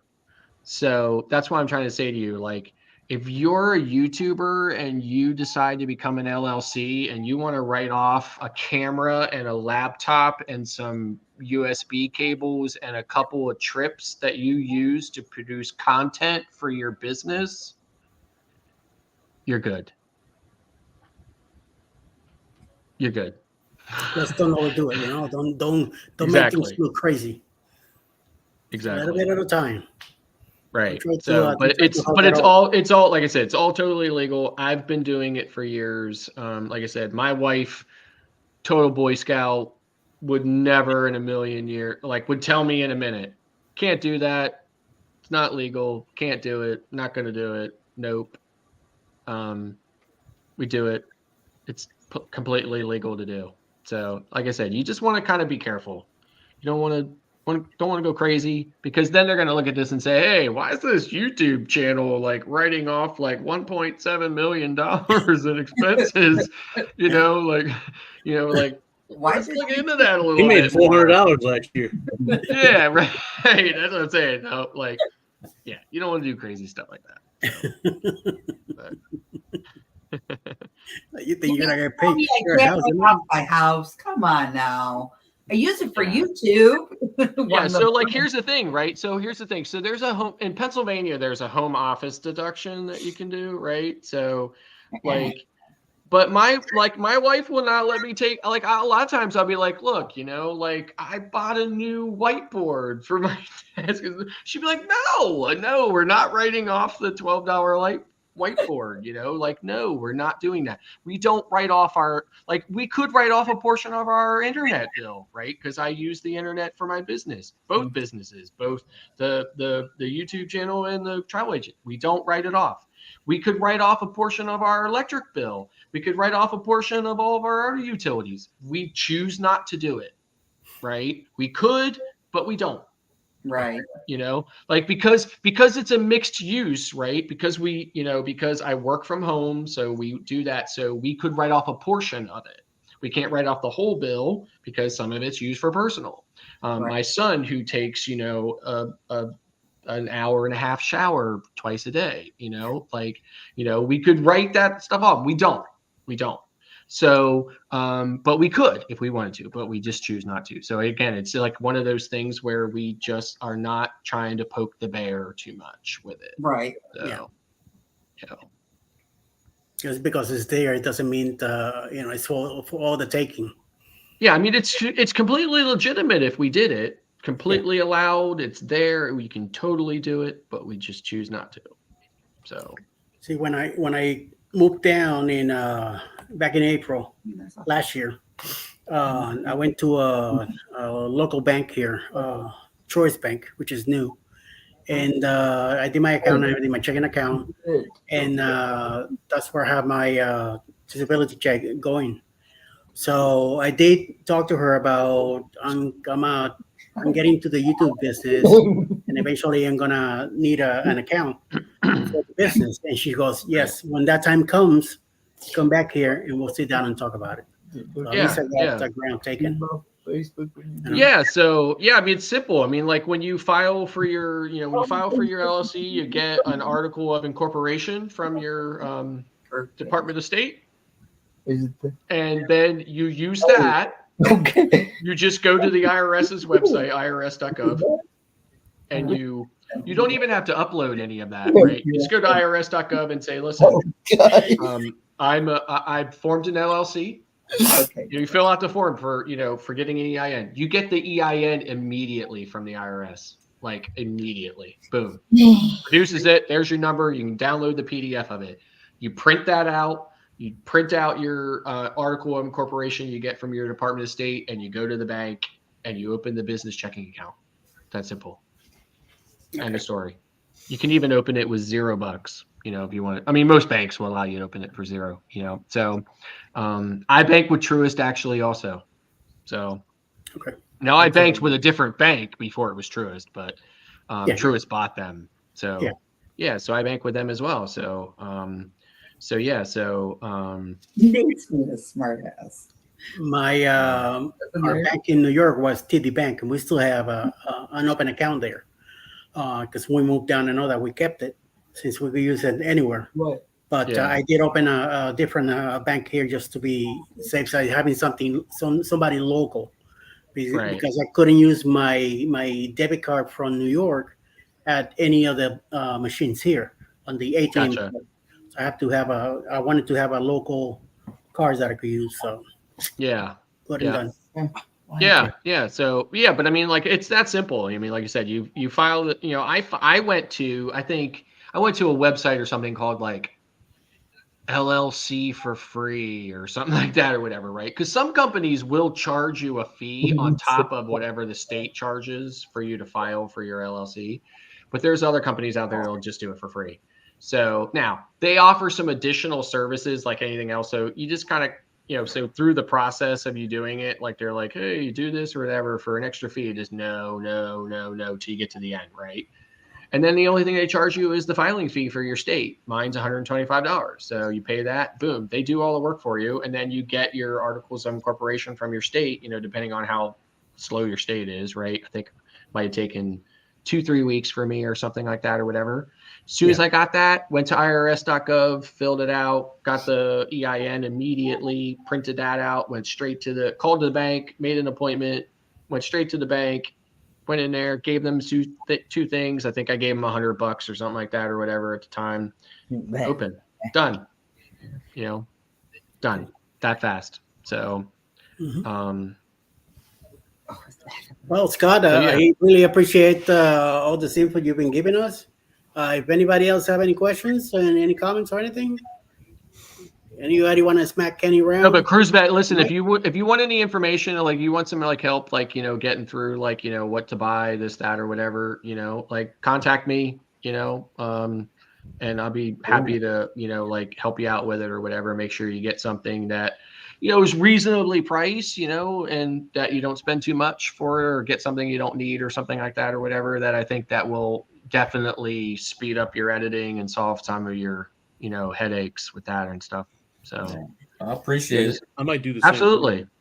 Yeah, absolutely. Let me know. Just don't worry. I'm gonna get Sergeant over there on it, so he gets in touch with you about it. Okay.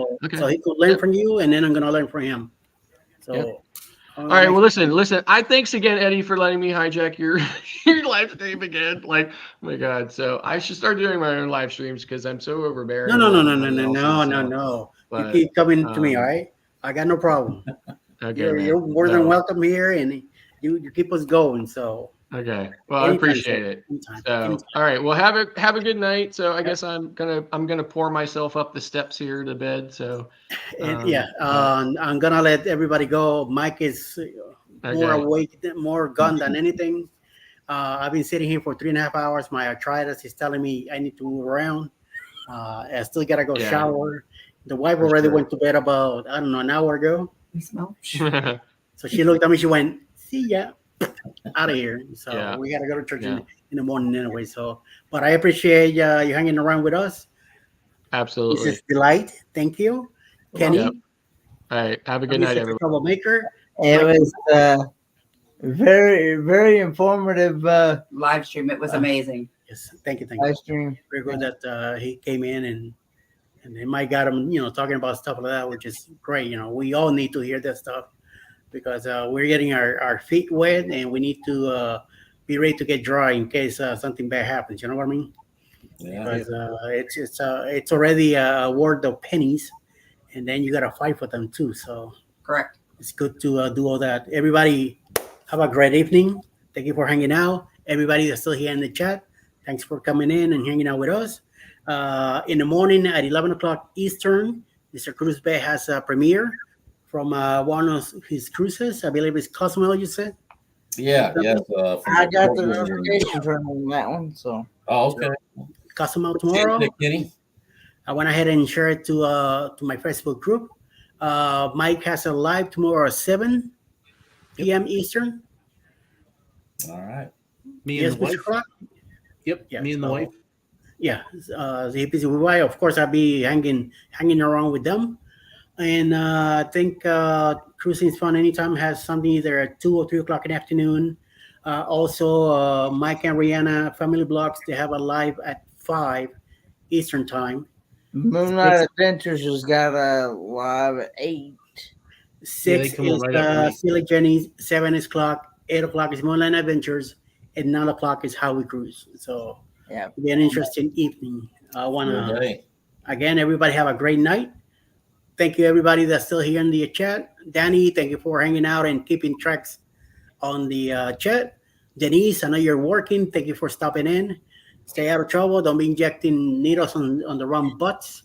So be careful. Land Cloud Adventures, thank you. And everybody that's been lurking, thank you for hanging out. I know somebody from the West Coast that is here lurking. So I want to thank you for hanging out too. And don't forget, I have a secret group cruise coming up in October 28, 2024 in the Carnival Paradise, leaving out of Tampa, going to Key West, Montego Bay, and Grand Cayman. It's a 6-day cruise. So, and the Delights and Kenny have a cruise now in November 11 through the 16th. 11th through the 16th. In the Carnival Sunshine out of Charleston, South Carolina. Going to Nassau, Bahamas, and Half Moon Cay. And this is happening this year, 2023. So yes, get in touch with Crystal Delights. Destination Delight 96 at gmail.com. Here we go. And with me, Bruce at ocean2ocean.travel.com. For any information that you need on that, you could always PA me and we'll talk about it. The announcement's coming out Monday or Tuesday evening on Ocean to Ocean's live.